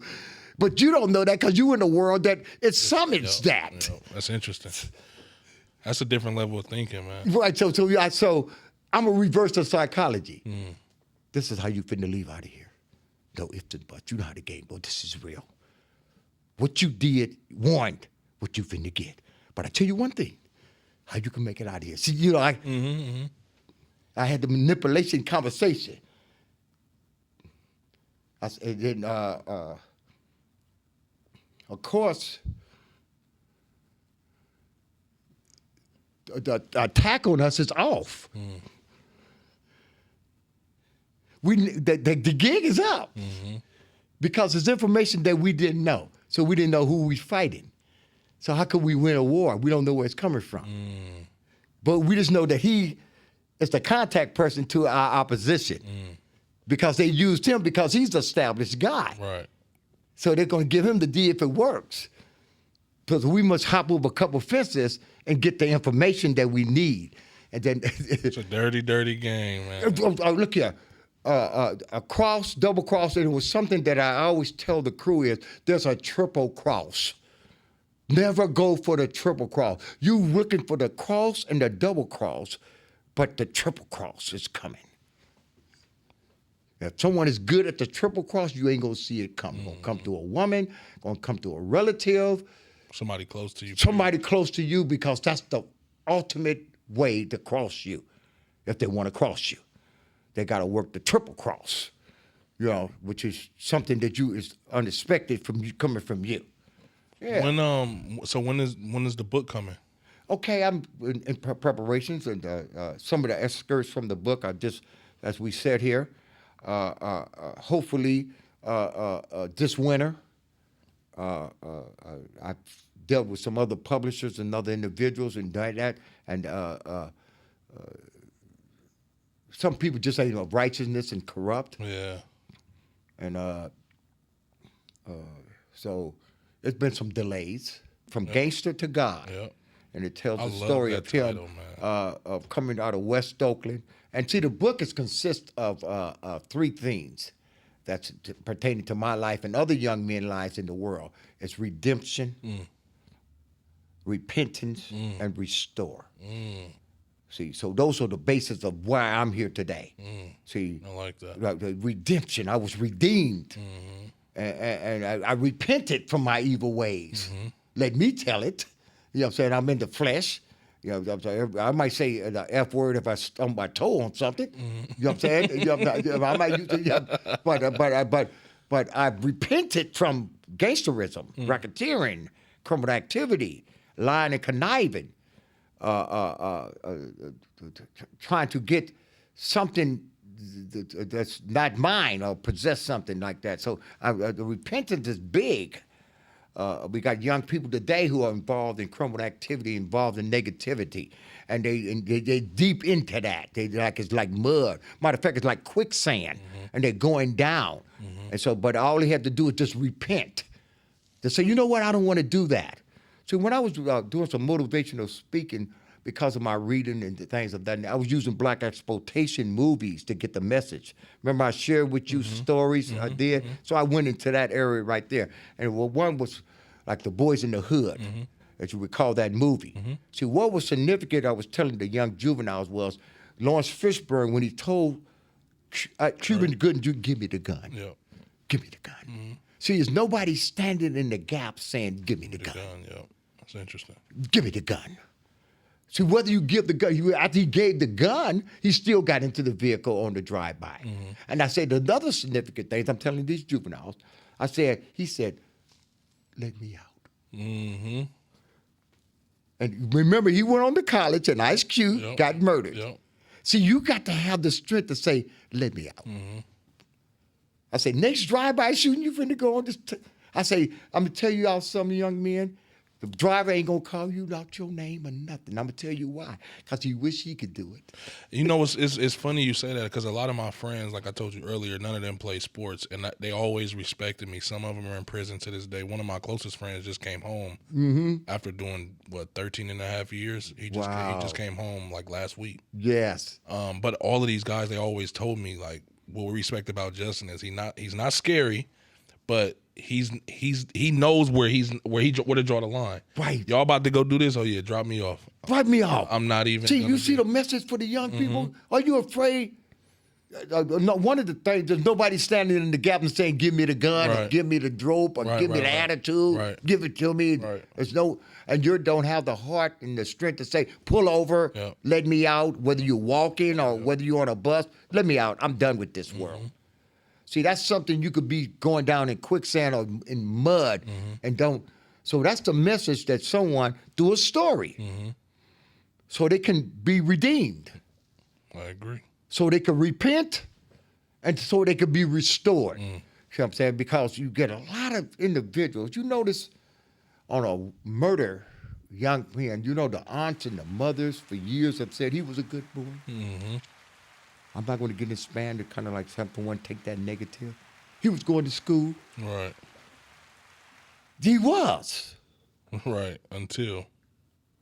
So that's the importance of repenting, restoring. So you want to have your relatives in front of the cameras talking about he's. Yeah.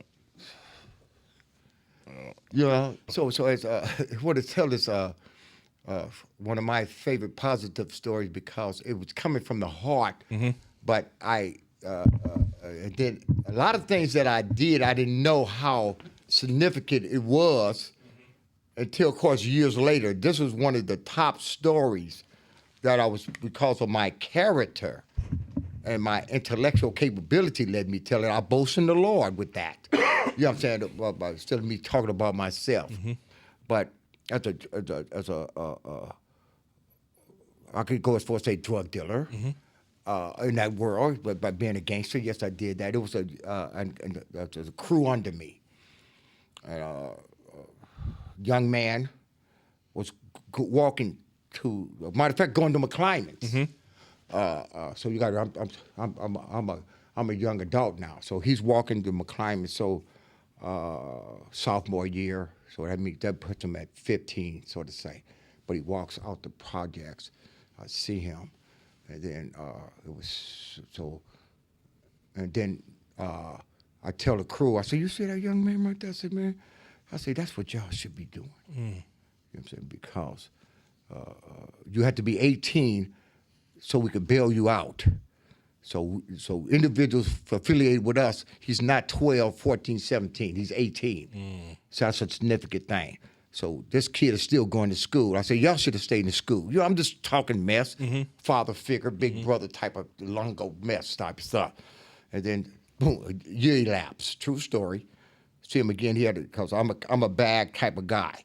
So he has a nice little bag going to school. Ooh, I said, he's going to get, I said, probably going to be a doctor or something like that, you know. And then I went on forth because of my leadership. I said, if I find out that any one of y'all, you know what I'm saying, harassed him when he's walking with his girlfriend or try to use this organization to bully him, I'm going to do something to y'all. See, and this is how I'm talking because I was impressed. I was totally impressed with the way the young man was and he walking through hell. Get that. So I was impressed. And then 2 to 3 years elapsed. I've seen him, not every day, but I saw him because I came out at a certain time because of my position. And you would have to call me and say, it's clear. So I talk like that. So I'm coming out there and then I'm cracking the jokes and I'm one of those type of generals who's out there in the field with the individuals, whatever, yada, yada, yada. Guy under me, the rest is so, I'm going to drop his name. He comes to me because he's under me. Obviously, we're professionals. So he has a position. I respect him. He wouldn't even be under me. That's when I can trust him, yada, yada, yada. Right. And his words, because I'm the type of guy, I'm open. I'm open for one's advice. So therefore, he's under me, so that's good. So I kept people around me that was solid, so I won't go to the pen or get killed. But that's neither here nor there. So he comes to me. You could just say lieutenant and say, man, this guy I met, Poison, he reminds me of you. Wow. You see where I'm going with this? Yep. He said, man, he know global stuff like you, man. Me and Blood, we be going to the club together. And, man, he just got a coat in the bottom, man. He talks like you. He be saying, excuse me. And I said, really? He said, yeah, man, he want to hook up. I said, I'm going to impress the way he talks. I said, yeah, man, just have him come around. And such. And then he mentioned it to me again. Never thinking it was this guy. Wow. Never. So I said, yeah, I come out about at the 11. He said, yeah, boy, remember I was telling you about the young dude? So I said, yeah, we'll bring him around and we hook him up and we let him know what kind of financial type of things. Because I'm going by, for him to even bring him to me, you can't just bring nobody to this. Exactly. We ain't just finna accept anybody. Right. And I'm going to take his word, which it won't be a regular basis. Right. And just the way he boasted about this guy, I'm curious. And yes, he going to be hooked up. Right. Because I'm taking your word. And sure enough, when he bring him, it's the guy. Wow. So now, attendance goes up real quickly. And there's about 3 guys around, 3, so 4. There's total like 5 of us in this little area here. And I said, man, my Bible, man, tell me, I'm being manipulative now. I said, my man tells me about you, man. Tells me such. I already know it's the cute. Wow. I was so disappointed, but I'm not showing them that. I was so disappointed in him even want to be a dope dealer. Wow. But I'm not showing him this. So I said, man, check my man saying to you is smart and all that. I said, this is what we want to do. I said, you hook up with us. I said, you 18? He said, yeah, I'm 18. So I already knew he went 3 years now. And I say because we run bails bondsmen, we got lawyers. I say, so when people get bailed out, I need you to sign. You're going to be right up under me. I say, here go the negative part. I'm lying. The crew try to listen to me because they know my storytelling. Right. I say, you're going to leapfrog over a couple of these guys. They're going to dislike you because the way partner told me about you, you finna leapfrog on them. So you're going to have more girlfriends than them. You're going to have a couple of gold chains. Yeah, I said that 6 months you're gonna have a vehicle. So I'm gonna help you out there. So they're gonna be mad because of your intellectual capabilities, and they know you. I say, but you're gonna be bailing people out. But I was so curious, Justin, on this. I had to see his penmanship. Curiosity. Really? Killed the cat, but satisfaction brought him back. I had to see it. So I tell the guy, I said, go give me some pencil and paper. I got to see, because you're gonna be signing stuff. I already gonna say, bro, get out of my face, but I didn't want to say it like that. Right. How dare you, dude? I wanted to say, Exactly. How dare you? But I said, go get, I want to, because I was curious myself. Because the guy said, he looking at me, pencil and paper. I said, do what I told you, man. Go get me some pencil and paper. So we wait. I'm talking. We blowing smoke while you go and get the piece of paper. And I said, yeah, man, you're going to be under me, man. Such. You're going to get $1,000 a week. That's 52 weeks a year. You do the math, man. You know what I'm saying? Such. And then I'm going to have 2 people watch you, so you ain't going to get shot, none of that. And I'm just talking to old gangster, Mungo Jumbo. Come back with the pencil and paper because I wanted to see his penmanship. I said, write this down. Papa was a rolling stone. And wherever he left his hat, when he left us alone. Wherever he left his hat was his home. And he left us alone. I had to see that. Papa was a rolling stone. And whenever he left, you know how that the song. Go. And when he wrote that, P-A-P-A, Papa was so, ooh. Remember now, my hobby is reading and writing. Is you still with me? Yep, I'm here. So I'm very impressed. I've never seen it. I seen Mrs. Pittman. I seen the counselors. I seen it right. The best I seen. Really? The best I seen. I kid you not. And that's right. I blow no smoke. Papa was a rolling stone. Stone, period. Whop! Ooh! Now, wherever he laid his hat was his home. H-O-M-E, comma. Whop! And when he died, he left us alone. L-O-N-E. Pop! Totally impressive. I said, okay, man. I said, there's only one thing left, bro. You hide. I said, I just need a note from your mama. Listen to where I'm going with this. 3 days later, a woman says, which one of y'all they call poison? I said, I'm telling the crew, because I only at a certain time, so now it's at the 11-something a.m. I said, I ain't did nothing to this woman. You know what I'm saying? I ain't trying to have no affair with her. She said, which one of y'all, there's about 6 of us, they call poison? I said, what does she want? And then I think it goes forth, she said the third time, she stepped a little closer, like from here to the chair. She said, which one of y'all they call poison? I said, they call me poison. How can I help you? She said, he touched everything in that house. Are you still with me? Yeah, I'm with you. I beat it. Exactly. She said, I have a different perspective of you. And then me and her communicated. I said, look, I seen your son walk to school. I was so impressed with him. I even told the crew, I gave her the whole spiel that they should go. Don't you ever touch him. Don't ever mean mug him. I'm impressed with this young man. I said, I knew he didn't buy those nice brown shoes that he had on. I knew that you bought them. I don't need no note from you. That was all a game. I don't need no note from you, sister. Because if he wants hooked up and want to be what I'm his father, I'm his mama, I'm his daddy, I'm his doctor, I'm telling the mother this. How did she respond to that? Remember her line was, I have a total different perspective of you. Her perspective of me was a no good dope dealer trying to persuade these kids to do wrong. That was her perspective of me. But when he went home, could you realize we laughed about that for weeks? I can imagine. This man, intelligent as he was, remember his penmanship, he went home and said, Mom, I'm going to work for this dope dealer named Poison. I need a note from you.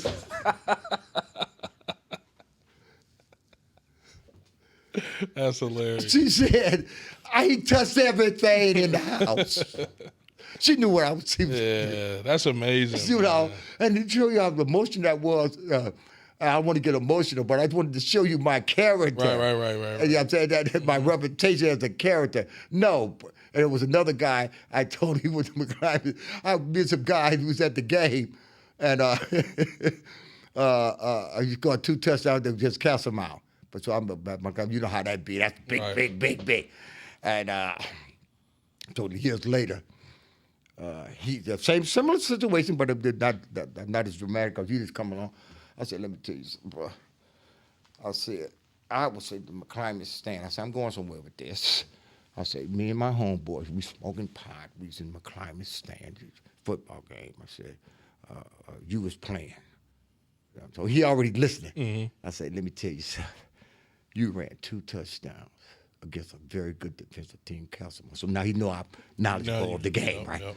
I said, I was hoping, me and my homeboys, which I'm now fabricating, that you would go on to the NFL, come back, give us some free tickets, so me and our kids could go to the game. This is what we was thinking. But here you is, trying to be selling some dope. I said, let me tell you something, young man, look me in my eyes. Go back running touchdowns. Have a good day. Wow. Yeah, whether he hated me, whatever. But the guy who I spoke about the note, he pulls me over 15 years later. I'm out the loop. Night in San Francisco, homeless. He said, is you the guy that cowboy? Now you got to, remember now he's 18. Now he got a beard now. So I do the sarcastic joke. I say, I don't owe you no money for him to say poison. So he didn't know my given name. Right. I know it's from the Acorn. Right. I know it's from Broadway Hustler. So I say, I don't owe you no money, do I? He said, no, man. He said, I've been telling my wife this story. He got the daughter. The man had me in tears, Justin. That's amazing. The man had me in tears. His 8-year-old daughter's in the back seat. Wow. He said, I've been looking for you for years. He said, I told my wife this story. Let me tell you how amazing this is. The man is a physician. Wow. And one day, if you ever invite me back, I'm gonna show you his car. No, I'm gonna the man was a physician. That's why he almost had me in tears. And then he introduced me to his wife because he was telling her the story. Wow, that's amazing. He was telling her the story for years, but I never thought the impact. Yeah, you never know until later on. Yeah. And that was one of the best ones of me because, like I said, I seen him walk to school for 3 years. We never kind of like did that in front of people's houses, but I can understand the mother, what she thought of me. You know what I'm saying? I was talking mess, loud. She could tell I'm one of the leaders. I was, you know what I'm saying, directed. So she probably was saying, ugh. Yeah. She was honestly probably trying to protect him from people that she thought you were. Yes, of course. Those exact So that's people. the meat was in that. But in real life, real time. But little did she know you probably saved that dude's life, man. Take that one. That's the emotional part when he drove up. This man had the audacity to want to be a dope dealer and a gangster. But you are an educator and a student and a congressman and a senator and a lawyer, bro.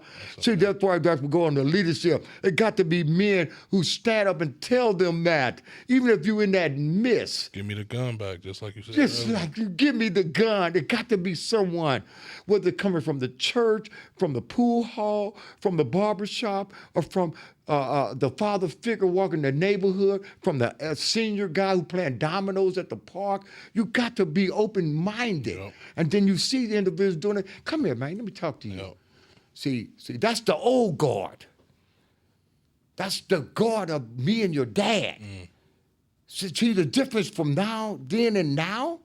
And see, that's another topic. Then and now. And then going by principles. Then and now. Morals. Then and now. Respectability. Then and now. And you're going to see the big, wide difference. And it seemed like it's getting, the gap is It's getting wider and wider. Right. But it's going to turn around. I just hope I'll be able to see it because individuals like yourself doing the work. We hope certain preachers, we pray they start doing the work, getting out the church, getting out the door. The church is like a museum. So they must leave outside the walls. Well, we already know the tradition there. So that's like going into a museum. Yeah, I'm a member of the church. I'm in the ministry of Jesus Christ. I've been ordained a minister. That's why I have the title Rev Ron Linzie. But I come from gangster to God. That's amazing, man. That is amazing. Yeah, thanks for letting me share that. That's one of my favorite ones. No, anytime. Papa was a Rolling Stone. I called that. What made you pick that? Huh? Is you just pulled that out of thin air? Because he didn't have no father figure. See, everything was educational. Everything was calculated. Yeah, calculated. Yep. That's why I survived. That's why I came out, yes. See, he could relate to that. See, and I also knew he didn't know the song, but his mama and Uncle them did. Papa. That's why you just wrote it. I said, write this down. Papa was a Rolling Stone. I did it like that. Like that. I said, Papa was a Rolling Stone. Papa was a Rolling Stone. Wherever he laid his hat was his home. Wherever he laid his hat was his home. And when he died, he left us alone. See, I knew it was a Temptation song, but I knew he probably wasn't familiar with it. But I wanted to see the commas. I wanted to see the Punctuation, yeah, that's... I wanted to see that because I was curious. I already was going to say no, but I wasn't going to say, brother, who I seen you. I didn't even want to take my time and say that, man, because I know he's seen me. It was like one last test almost. Yes. I respect that, though. Yes. I respect that. And I wanted to know, just like I wanted to be knowledge of, whoa, check this out. He went to school. He went to class. I'm getting educated, just as I thought. So I'm not mad at them when I told them, you better not jump him. Right. You better not try to intimidate him. Right. So I saw it in the writing. See, it was so much in the writing for me, which I told the crew later because I even questioned. I said, anytime I tell you to go get something, I say, even though he's not hooked up with us, that lets him know that I don't have power and control. When I said go get the pencil and paper, you should never have questioned. See, it's educational for that point too. See, the crew now. It's a teachable moment. Like, they're right. I say, you know me. Why would I ask you? My position goes some pencil and paper. I didn't ask you to go get a gun. I didn't say go get a billy club. I didn't say go get no whore. I told you to go get some pencil and paper. It must be a reason for a man of me. And we got this guy coming. Obviously, I wanted him to write down something. Right. It's not for you to question that. I say, well, he went on to be a good soldier because the outside people would say, oh, man, they question Poison's authority. Right. See, I was one of the things, no, don't you ever do that. You know what I'm saying? Don't let the opposition see that. That means we don't have control. We're not professional. We're not together. We're not on one accord. See, I got to break down the one accord. What do that mean? So I didn't want it to say, I'm way smarter than you. So that's why I had to do the stories. We got to be on one accord. We all got to be thinking together. So when I'm one place, I already know. Because it was a situation when one guy didn't show up. And then I said, what happened? I said, this car done messed up. His mama, auntie called him. He had to turn around and go back. Because he's always on time. You know what I'm saying? Because I'm on one accord with him. Right. So I could easily say, something happened here. Car got on the flat. But it ain't nothing against us. And so then I had to say, you know what I'm saying, give a person the benefit of the doubt. And so I had to break that down. I remember one line I was just saying, some people, I say, I'd rather be thought of as a fool than open my mouth and erase all doubt. I wouldn't care if someone thought I was a fool, but I would never open my mouth. Now they know. I say, all this time, I thought he was a fool. I never was going to question him. I never was going to jam him up. But when he said what he said, so you know, things like that, you got to teach the crew. That's intelligent, though. You know, I'd rather be thought of as a fool than open my mouth and erase all doubt. So I just wanted to had to share that. Papa was a Rolling Stone because that was impressive. Now, I use that word all the time because at this particular time, you want the residents to not be against you. Right. That's a good point. To call the police officer, you know what I'm saying? To say so. So I had to break that down to her crew, what she meant by that. I think a couple people said, what she meant? I got a different perspective of you. So I had to break that down. She thought of me. That's the typical, But now she's look at me in the Acorn, a couple brothers today, alive probably, passed on cereal milk. I went to the Acorn Super, you know, the Gangster stuff, and 3 or 4 of the crew, you know, things. We had to walk through the Acorn, go to the Acorn Super, and I never forget it. So this got to be maybe 85. They had the Total cereal. Total just came out. Total cereal. And have a gallon, because I tell the black guy, he was the manager on the floor. I said, what kind of cereal is this? He said, Total. I said, y'all just get it? He said, yeah, but we ain't gonna put that on the shelf till next week. I said, could I buy a bulk of that? He said, what? I said, yeah. He said, this is like, what? He said, it's like Wheaties and cornflakes. It was Total. And so then I say, what I want to do, I'm going to buy 100 milks on a discount. And I think it was 50 milks. And then the bulk of the cereal, I think it was like 60 something in boxes. Oh, wow. And my objective was the bosses, we wanted to get the residents on our side. So once I saw that, antennas just went up. Cereal and milk passed out to the single parent mothers. And another thing, show you my character. So the youngsters that got suspended from school, they ended up passing out the cereal and milk. They're 12, 13, 14, 15 years old.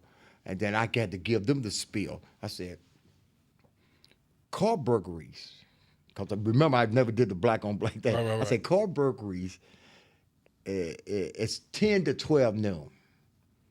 I say, who you think is the number one, I didn't say perpetrator, number one person that does that?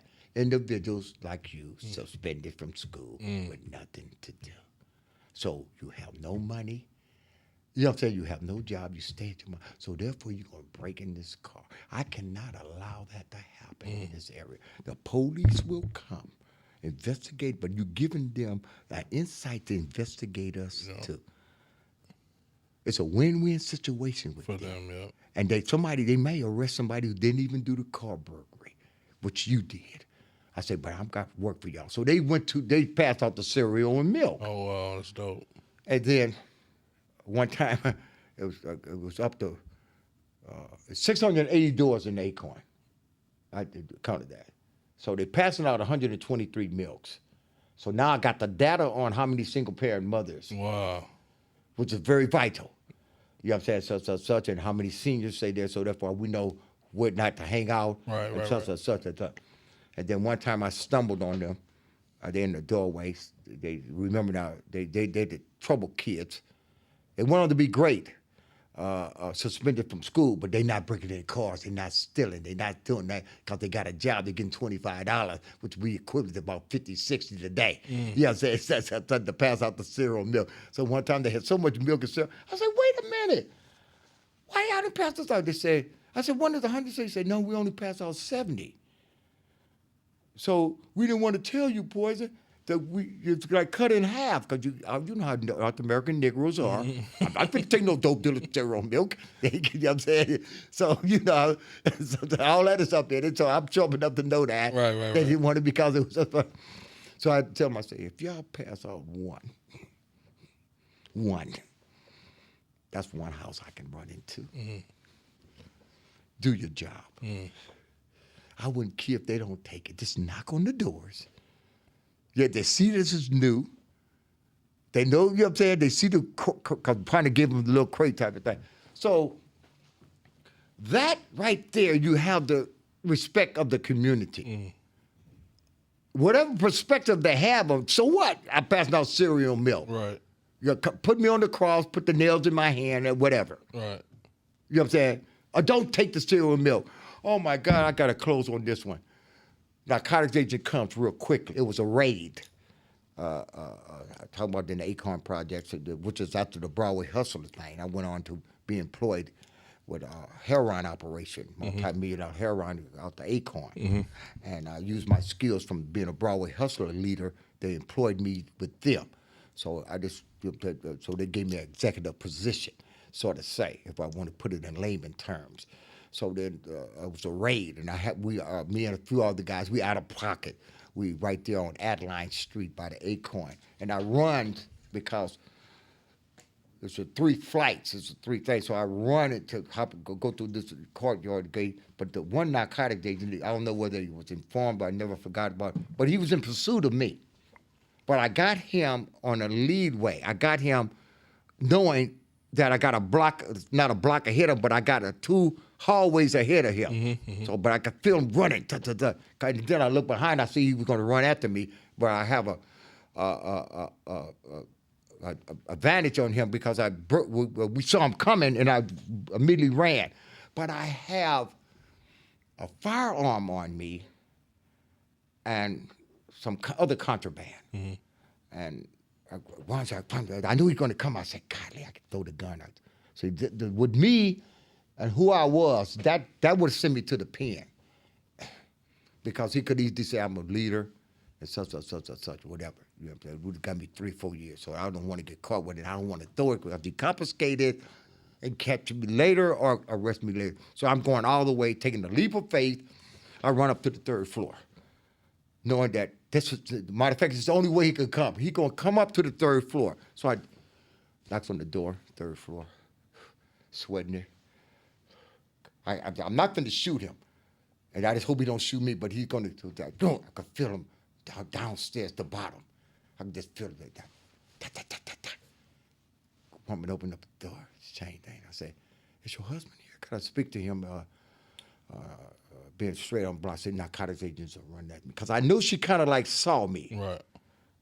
She said, "I'm not married," and check this out, Justin, because remember she got the chain. Right.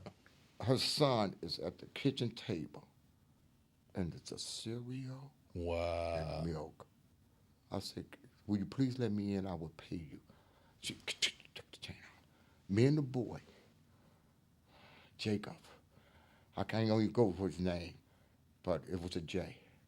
We talked for an hour or two because I'm skeptical on going down. Right. Tell the crew later because I got to tell her she get $100. But I'm telling her, go give her $100 3rd floor, you know. She was single, so a lot of individuals were trying to get at her, whatever. Mm-hmm. A nice looking sister. And tell them to give her $100. And they were talking, "Oh, yeah, man, $100. One guy, you know how North American Negroes are. "Yeah, that $100, man. And she knew who you was, Poison, and she had to let you in because you could send somebody up there the next day." I said, "Let me tell y'all something.